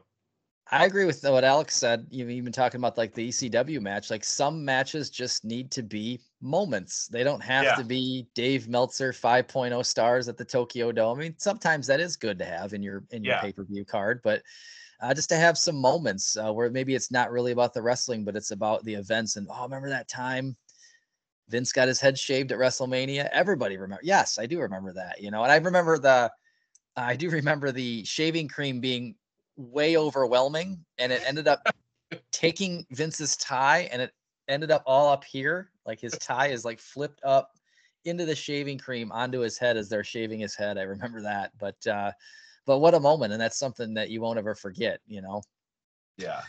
I do want to say, we skipped over it, but they do a pre-tape a little earlier in the show where Vince is talking to his granddaughter that Stephanie wheels into the locker room, and like the camera is in the stroller, and Vince is talking to it, and Vince it's all-timer. And Vince, the baby has a stinky, and Vince is like, "Oh, she just took a Trump."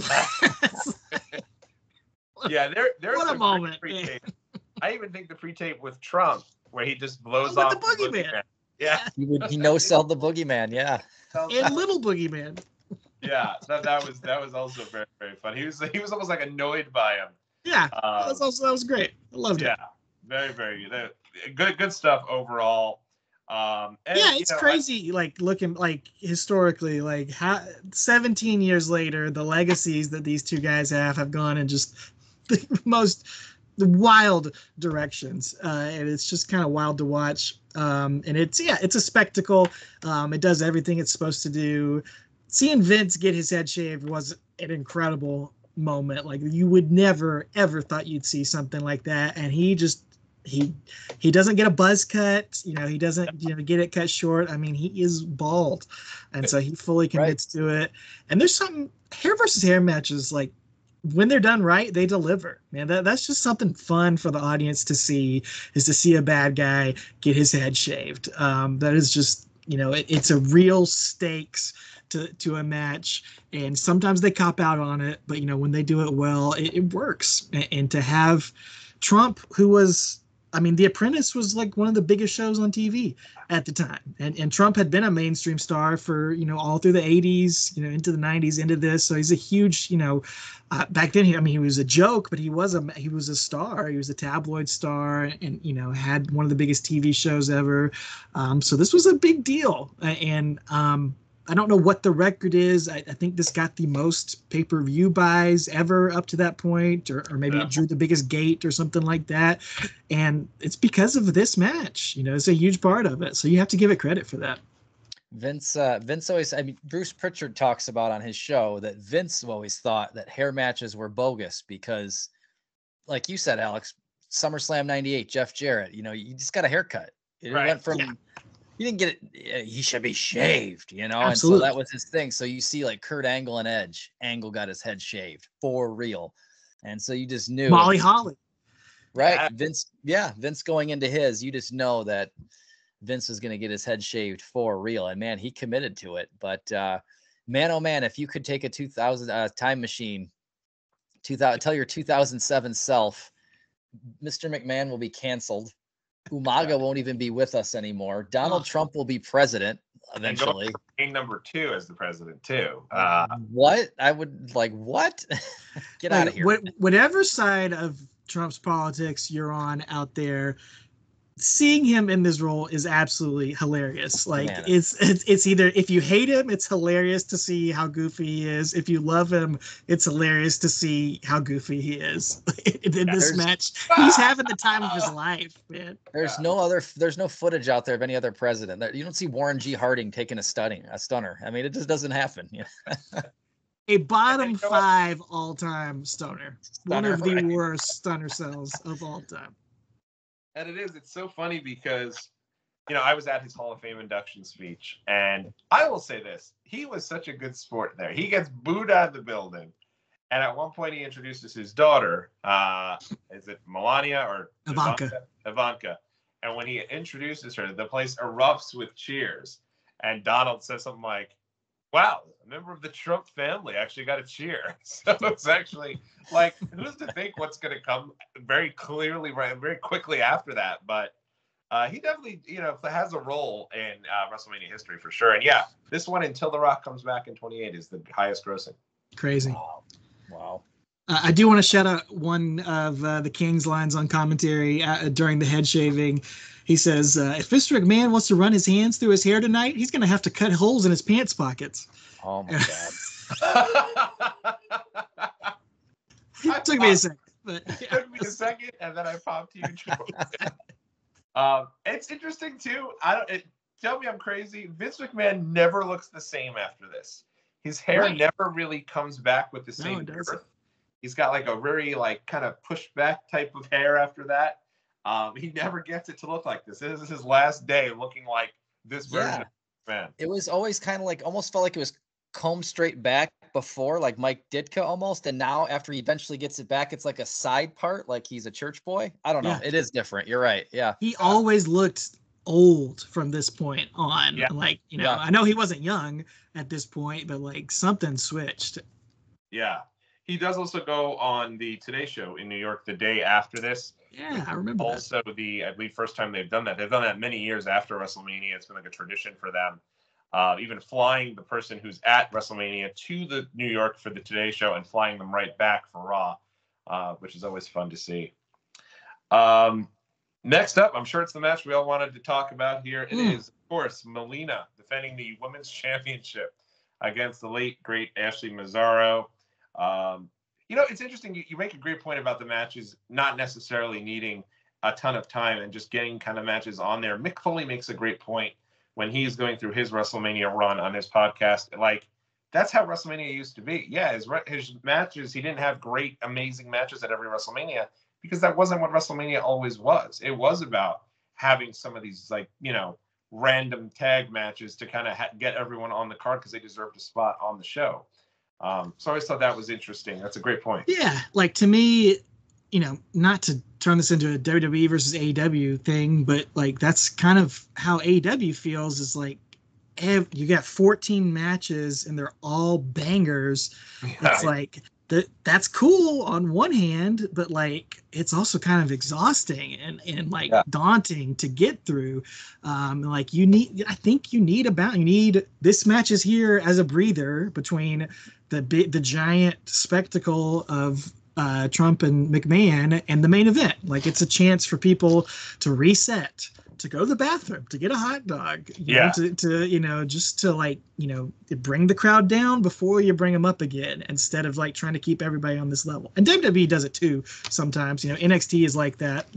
I feel like their shows a lot of times is just boom, boom, boom, boom, boom, boom, boom, and never has a little dip. And I think a good show, there's a place for a little dip in the show.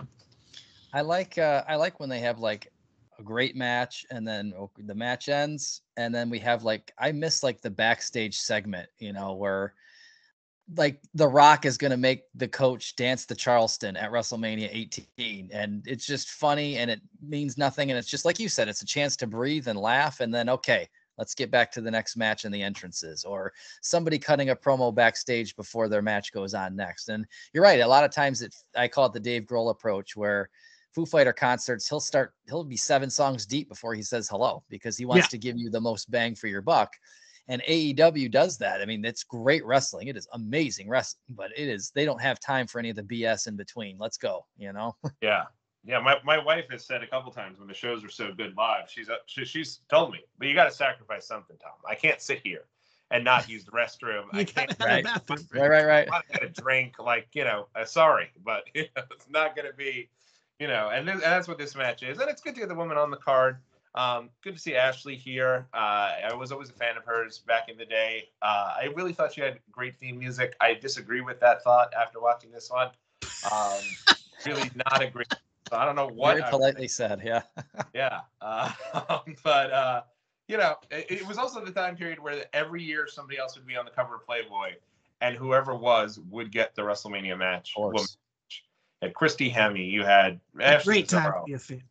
Maria, who's that? Alex? Maria. I said it was a great time to be a fan.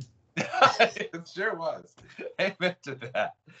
Maria, the year that Snoop randomly makes out with her, which I just feel like was him off the cuff, just wanted to, for a long period of time. That's how they did it. Yeah, and this one is also a little depressing, awkward to look back on, knowing what we know about Ashley, and, a lot of stuff that's even come out fairly recently. It's very, sad to see that. But, and I didn't mean, I feel like I just said, I didn't mean to call this match a bathroom break match. No disrespect to these women. They're put in an impossible spot. It's not that their match sucks and you should walk away from it, but that's the place the women were put in back in the day. No matter how good the match was, they were put in an impossible position here. But yeah, nice to see her have a moment. And Melina was a very underrated performer for her time as well. Yeah. It reminds me of when I met Shayna Baszler. I told her, I said, Shayna, you're always put in the toughest spots. She's like, yeah, you're not kidding. She's like, every time I look, it's right after Ricochet, right before Gargano. Great. What am I doing in that spot? And you got 3 minutes to do whatever you're going to do. You're right. Yeah. Yeah. So yeah, good match. Fun for what it was. And that takes us to our main event of the evening: John Cena defending I apologize, one half of the Raw Tag Team Champion, John Cena, defending the championship against the other half of the Raw Tag Team Champions, Shawn Michaels. This match here gets 28 minutes. What did you all think of this match? Or I guess before we get there, the entrances of certainly John Cena doing the Ford car entrance throughout the streets of Detroit. What did you think of that? I remember we were just all like watching the Titantron, and of course there's nobody when this car is speeding around Detroit. We know a lot of those landmarks and where they are, and there's no other traffic, and we're like, this has got to be filmed. This has got to be taped from last night at 3 a.m, right? Because there's no way WrestleMania Sunday, there's nobody on the road. What's happening? So we felt super intelligent and awesome because we were debunking the entrance.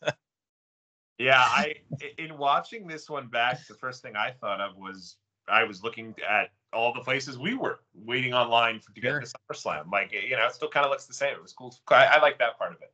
I thought it was cool, yeah, and a precursor to his future in the Fast and Furious movies. Yes. Right? Good call, good shout.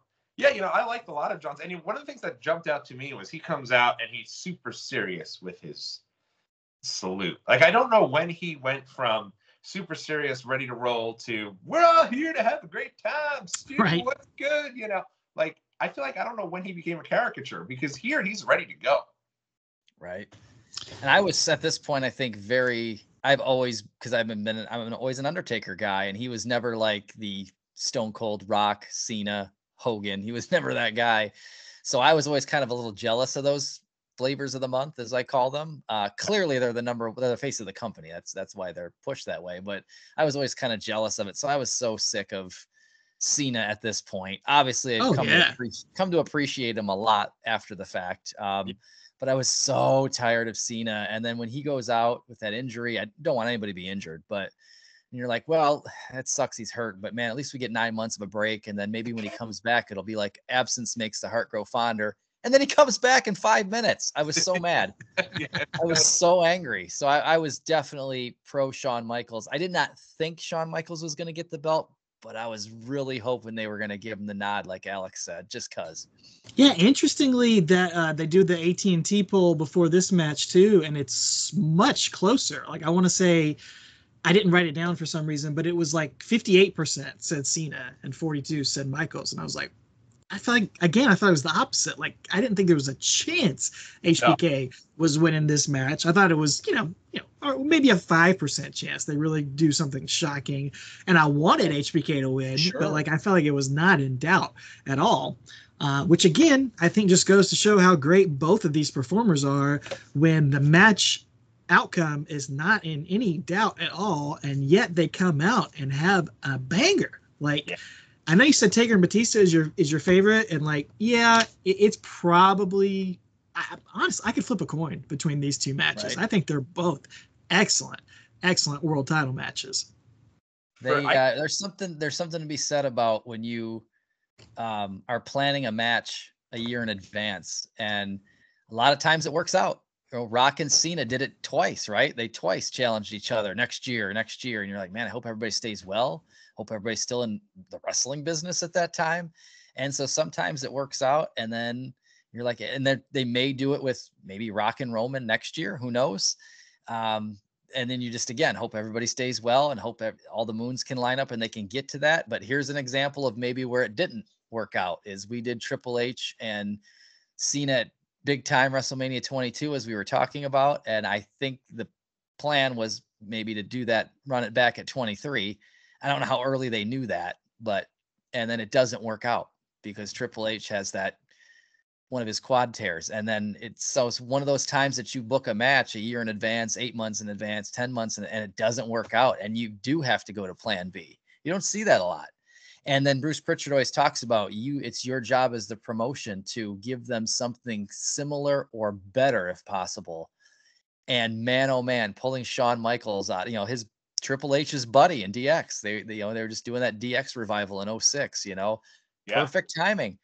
And just to say, you know what, we can't give you Triple H in that match that we had kind of telling this 2-year story, but we're going to give you Shawn freaking Michaels. And I agree with Alex, even though it's probably 95-5, we knew that Cena was going to win. There live, there's still a couple times they were so good in that match. Oh yeah, they sucked me in a couple times, going 1, 2. Oh my god. Okay. Yeah. But they got me a couple times. It's really a great match for me. Looking back and watching it this time around in the real time, watching it after the Undertaker and Batista stuff, part of me felt like Shawn. I think because he comes out to the DX theme. Rather than his song. Hated that. Almost made me feel like he's a tag guy. Yep. And maybe and the lesser of the two tag guys. Like Hunter was the bigger star of the tag guys. And I didn't feel that way at the time. At the time, I was like, please get Shawn the belt. Like, come on. Give us some love. Just give us a little breather from the John Cena stuff. It needs to end. You just defeated Umaga. Like, come on, enough. But I think looking back at this, the reason I feel strongly that Taker and Batista should have ended, close the show, that doesn't really matter. They're both great matches. But I think it has to do with the fact that Shawn comes off a little bit like maybe he doesn't really belong in this particular match because also they're both tag champs, which is like, why was that happening? Yeah, the mega. You guys, you did get Mega Powers Explode vibes from the tag champions.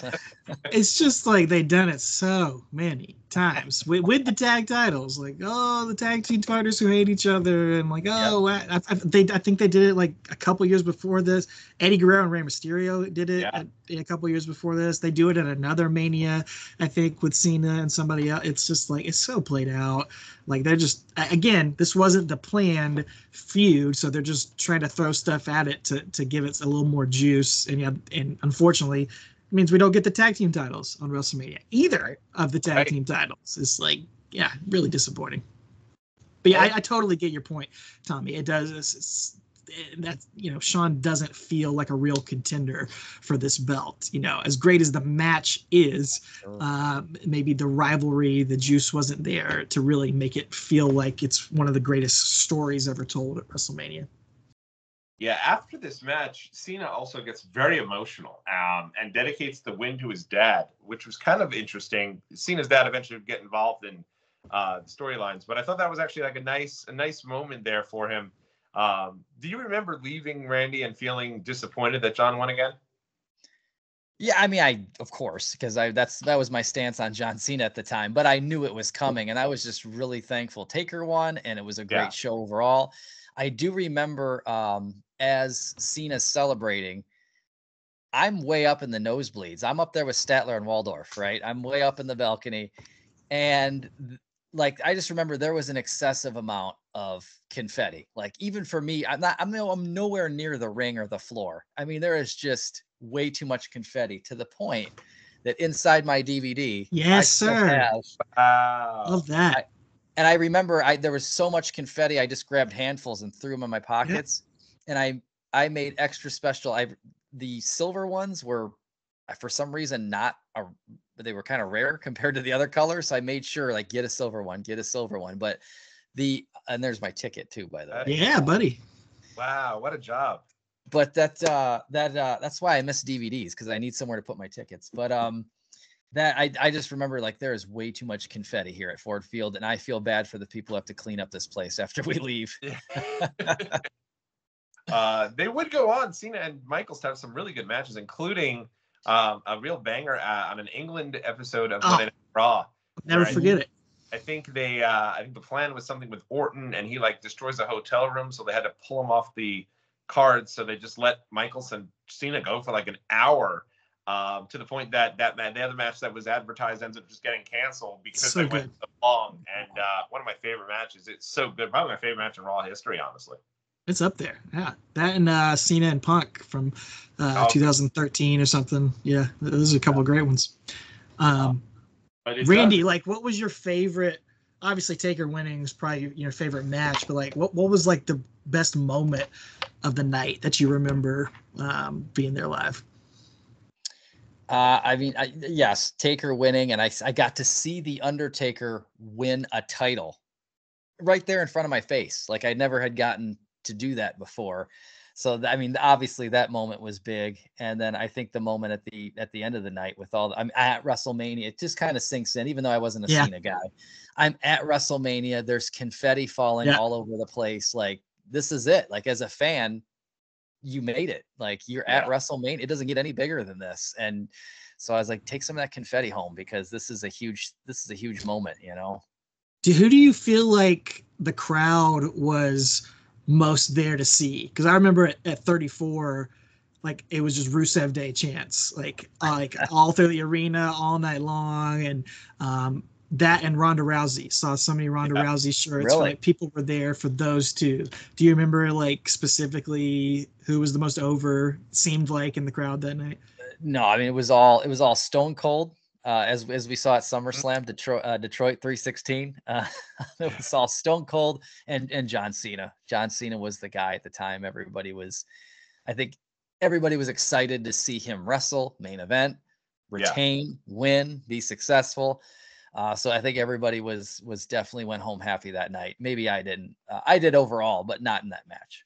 Yeah. And I later would come to, I got to say about WWE is when they shove a guy down our throats, I don't love when they do that, right? Still, I don't love it, but I can name all those guys that I disliked at the time. Stone Cold Steve Austin beating The Undertaker every day of the week, twice on Sunday, which Alex, you've debunked. I didn't know that the record was that close, right? Yeah. It didn't feel like that growing up. So it was, Stone Cold, John Cena, Roman Reigns. Actually, you look back on it now with hindsight, damn, they were right. Yeah. They were right. Yeah, those are some good. It's interesting. You put Stone Cold in there. I'm with you 100%. Vince McMahon wins that Rumble 99, and I am. Let's go. We get a little breather from the Rattlesnake. Let's do it. Rock and McMahon at WrestleMania. Are you kidding? Of course, it didn't happen. But But yeah, I you know, it's so funny. This match speaks a lot to the John Cena 2007 that has now gone on to live in this incredible highest regard. You know, the match with Umaga at Royal Rumble, the match with Michaels here, and the match with Michaels in England, the Fatal 4-Way at Backlash, his match with Lashley at the Great American Bash, his match with Orton at SummerSlam. The list goes on and on of this incredible run until he eventually gets hurt at the end of 2007. I think I at the time obviously was not a huge Cena fan, but it really is, if you look back at it, like he had a pretty good run. Absolutely. Yeah. And I think most of it for me just came from being an Undertaker guy. I'm going to stand by my man, Tammy Wynette, you know, I'm going to stand by my man. And I did. So now Taker's gone, and now I can watch like Roman Reigns in the Bloodline, and I can appreciate it, you know, like, oh, okay, this guy's doing solid work, you know, so I can do it a little bit more objectively than I used to. Yeah. No, sure.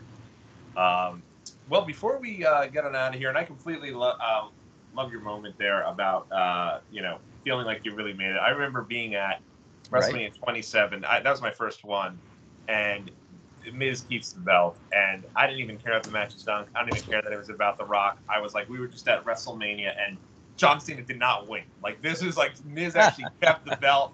First heel to do it since 2000. Like, it felt like this is our Mania. Like, we were very, very excited. And then being there for 30 with the confetti, as you said, being there for a confetti moment like that, Daniel Bryan, the WrestleMania, that whole deal, you know, very, very cool. So, you know, Alex, you had it with Chris Benoit at WrestleMania 20, and I'm sure, you know, that had to be an incredible moment as well. Oh yeah, no, that I remember like getting emotional being there at 20, like just at the end of the night where the confetti's fall, and it's like I always dreamed of being here for one of these moments at WrestleMania. Like, this is amazing, just like trying to take it all in and like be present in that moment. Yeah, it's still one of my just like favorite memories for sure. Some people have never been to a like all my Minnesota buddies, like Nick from they've never been to a WrestleMania. Like, it's unless they've traveled like we have to some they've never had one near them, so it's not a guarantee you get to go to one, even if you're a lifelong fan. Yeah, and then if you do get the opportunity to go, you don't know if it's ever going to happen again or when it's going to happen again. So I went to 18 and 23, which were pretty close together, and then nothing for 18 years. So I'm that's why I'm so amped at the possibility of Minnesota getting one. My Minnesota guys can go. I get to come back. You know, I'm a little bit more established, smarter. I can go to Axxess or whatever they're calling it and do all these things that, hey, if they want to roll the Condemned out again, I'll go to that. I won't miss it this time. You can take your son. I mean, and that's right. That's a really special thing to do. Yeah. But before we get on out of here, it is obviously WrestleMania season coming up. So I have a fun question for both of you. If you had to pick, you know, let's say 3 WrestleMania matches that just rank as your favorites off the top of your head, what would yours be?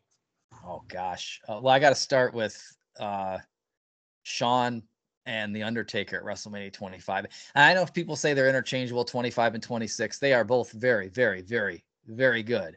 But at the end of the day, we're not fooling ourselves. 25's better, just by a skosh. Yeah, it's incredible.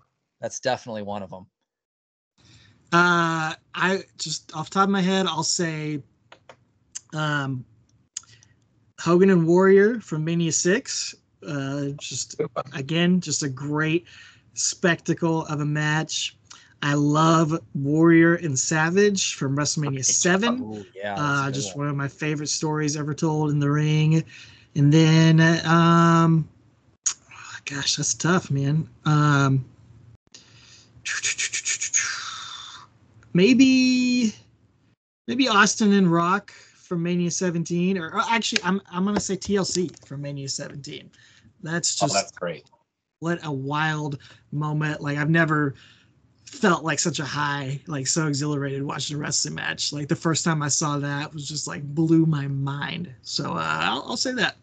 The story for another time, but being at WrestleMania 18, Rock Hogan, being there live for that, you know, yes, Undertaker Flair was fun for me, but like the end of the day, it was all Rock Hogan. And I remember some of my friends talking about, Triple H and and Jericho. I mean, they should go on last. It's for the belt. I'm like, get out of town. It's Rock and Hogan. That's why we're all Nobody here. likes Triple H from 2002 more than me, and I'm Right. like, no, it had to be Rock. And I'm a big Stephanie McMahon mark at that time, and I was like, no, it's Rock Hogan, and just hearing them chants in midair change from like Rocky to Hogan back to Rocky. I mean, just these chants were just changing in midair. It was just crazy to be there live. I mean, that was an amazing match to experience. And again, like we were talking about, not a 5-star classic wrestling wise, but the show that they gave us for that half an hour was just amazing. That story was great. And so to witness that live was pretty cool.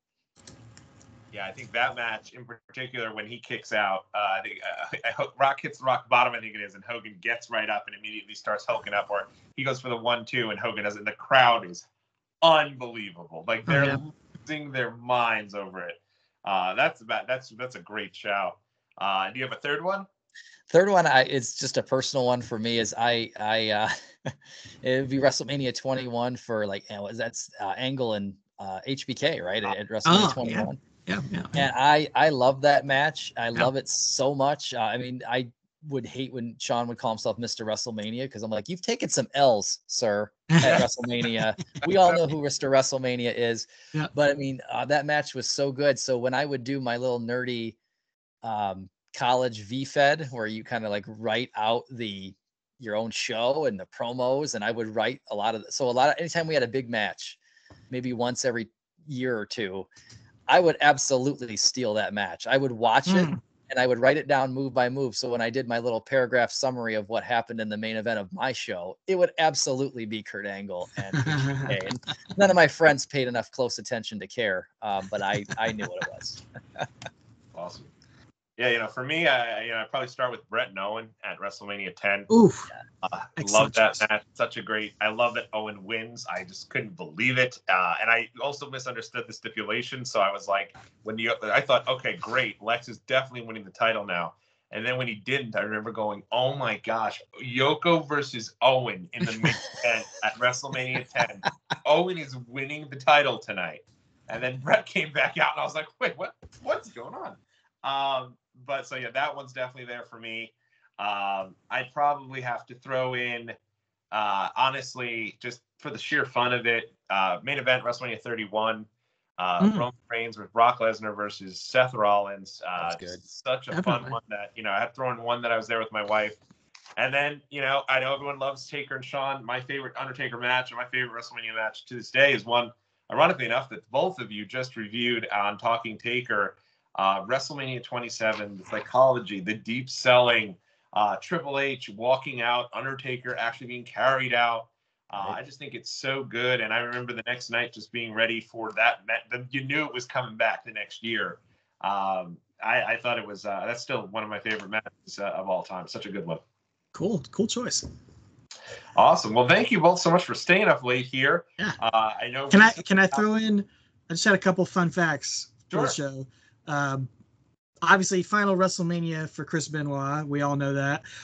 One and done WrestleMania appearance for Sandman, Sabu, Tommy Dreamer. It's kind of surprising about him, I guess. Marcus Corvon, Matt Stryker, Elijah Burke, Kevin Thorne, all those guys one and done.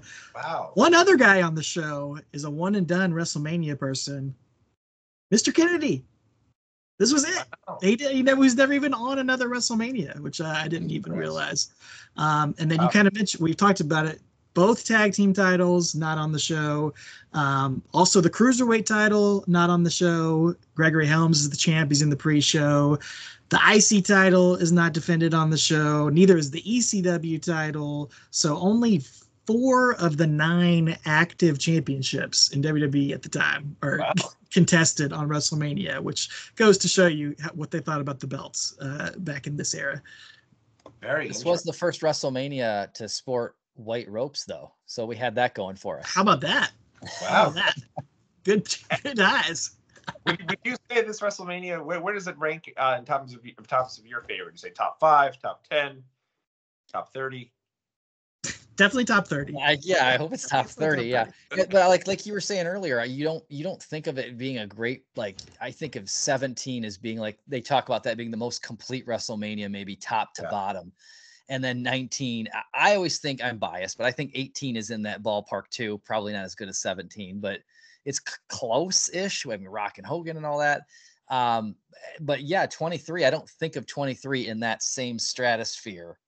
But now that we've reviewed it, I mean, there's some really good moments in there. I would say it's probably, if not top 15, maybe top 20, somewhere in there. That's what I was thinking. Like, I'd have to really look back and rank them, but it's definitely top 15. It's borderline top 10. It could be top, just because of the 2 world title matches are so freaking strong, and the show itself is fun. Like, it's very easy to watch. You know, the worst matches are very, very short, and so you get through those. It's a fun show, man. It could be sneaky top 10 Mania, I would say. I agree. Yeah, I think if you think about it, it could be up there. It's a great one. You've been to 2 really good ones, Randy. So you should be happy there. There's no WrestleMania 32 on your list of live WrestleManias that you attended. Like, I think 32 is a great first half of WrestleMania. The second half is the struggle at the end of 32. And I've been to 27 and 34, which I think are probably bottom 10. I liked one.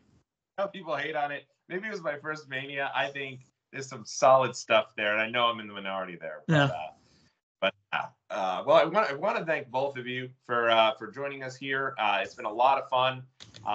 Staying up late, I appreciate it as well. I know both of you have families and jobs, and so thanks so much for joining for that. And Randy, for you sharing your live story. We hope to have you back here again real soon. Maybe next year we can review your trip to WrestleMania 18. I think that would be really a lot of fun. And Over the Limit 2010. Alex, it'll be the 15-year anniversary of that next year. Oh yeah, Over the Limit 2010. That's true. Over the Limit 2010. Well, I'll be back with your vlog for SummerSlam Cleveland, right? There you go. There you go. Yeah. If nothing else, I at least need, as a passerby, going, "Yo, Tots, what's up?" as I go by. But hopefully, we will be able to figure that out. That would be an awesome trip to be able to do with both of you. What if I told you guys that the SummerSlam Cleveland, it doesn't necessarily hinge on it, but may hinge a little bit on the Catholic Church calendar? Because we have got to get the baby baptized, right? Ooh. And so I tell Dee about SummerSlam. This is what a good wife I have. I tell Dee about SummerSlam. Hey, might do what I did last year. We got to go to Cleveland. We got to see what flights are like. And then we're looking at flights to Detroit are much cheaper than Cleveland. And it's like, I got to work that out. I don't know what to do. And then Deanna, not me. Deanna comes a couple days later with, hey, how about we contact the church we got married at? If they're free in August, why don't you fly to Detroit and like get the rental car, drive out to Cleveland, meet your guys, do SummerSlam weekend, get everybody to the airport on Sunday or whoever needs a ride before, and then come get me, drive back to Detroit, come get me and the kids, and then we'll stay for the week and like do our annual visit family / get the kid baptized. Wow, that is awesome. So we've got to email into the church to see like if that week is open at some point that we can bring the kid in and be baptized. But if it's the church anointed says yes, like that, you know, from the Lord above, then I think it has to happen. Yes, amazing. What a great wife. That is tremendous. It reminds me of my wife once called me and said, "Hey, you know, the girls and I, we want to go to Vegas. Is there any weekend I should avoid?" And I said, "Just please do me a favor. Don't miss SummerSlam." And she said, "Oh, you know I'm not going to miss SummerSlam." And then I told my buddy Dave, who is a big fan, and my buddy Dave and I have been friends for literally 25 years. And I said to him, I told him this story, and I was like, what a great wife I have to make sure she's not going to miss SummerSlam. He responded and said, "She's not missing my wedding, is she?" Of course she. And I didn't even think about it as a wedding. I was in the wedding party. I didn't even think about it. But yeah. But again, thank you both. I know, Alex, you recently you did the recent Talking Taker with Randy. I talked about WrestleMania 27. Did a watch along of the Undertaker and Triple H match, completing the what is it? What is it called? A quadrilogy? The quadrilogy, yeah, all 4 of those matches. So yeah, Randy's been a hot podcast guest this month. So check out Talking Taker. You can check out, you know, you talked about it. We covered WrestleMania 23. I think it was episode 127, long time ago on Talking Taker. We're on episode 223 at this point. So, but yeah, Randy was recently on there, and you can check that out wherever podcasts are heard if you want to hear more of our banter about some of these classic WrestleMania matches. Excellent. And if you are a fan of 2007 WWE, I encourage you to also check out the entire summer of 2007 that me and my buddy Steve did, talking also about our trip to SummerSlam 2007. And Alex, you were at Backlash 2007. Will you be able to join and do the 20, I guess, we'll continue our look back at this. 17 years. 17 years. We always make sure we get the important ones here. 17th anniversary. Yeah, we'll work it out. I'll get Travis on here. We'll talk about our trip to that. That would be incredible to see, to be able to get Travis on the show. Has he been on any other podcast or any other types of YouTube videos? We had him on the Bottom Line cast one time, and yeah, but we'll finally get him on Watch Along Wrestling for sure. That'd be awesome. Very, very cool. And thank you again to both of you. And I certainly wish all of you a very happy WrestleMania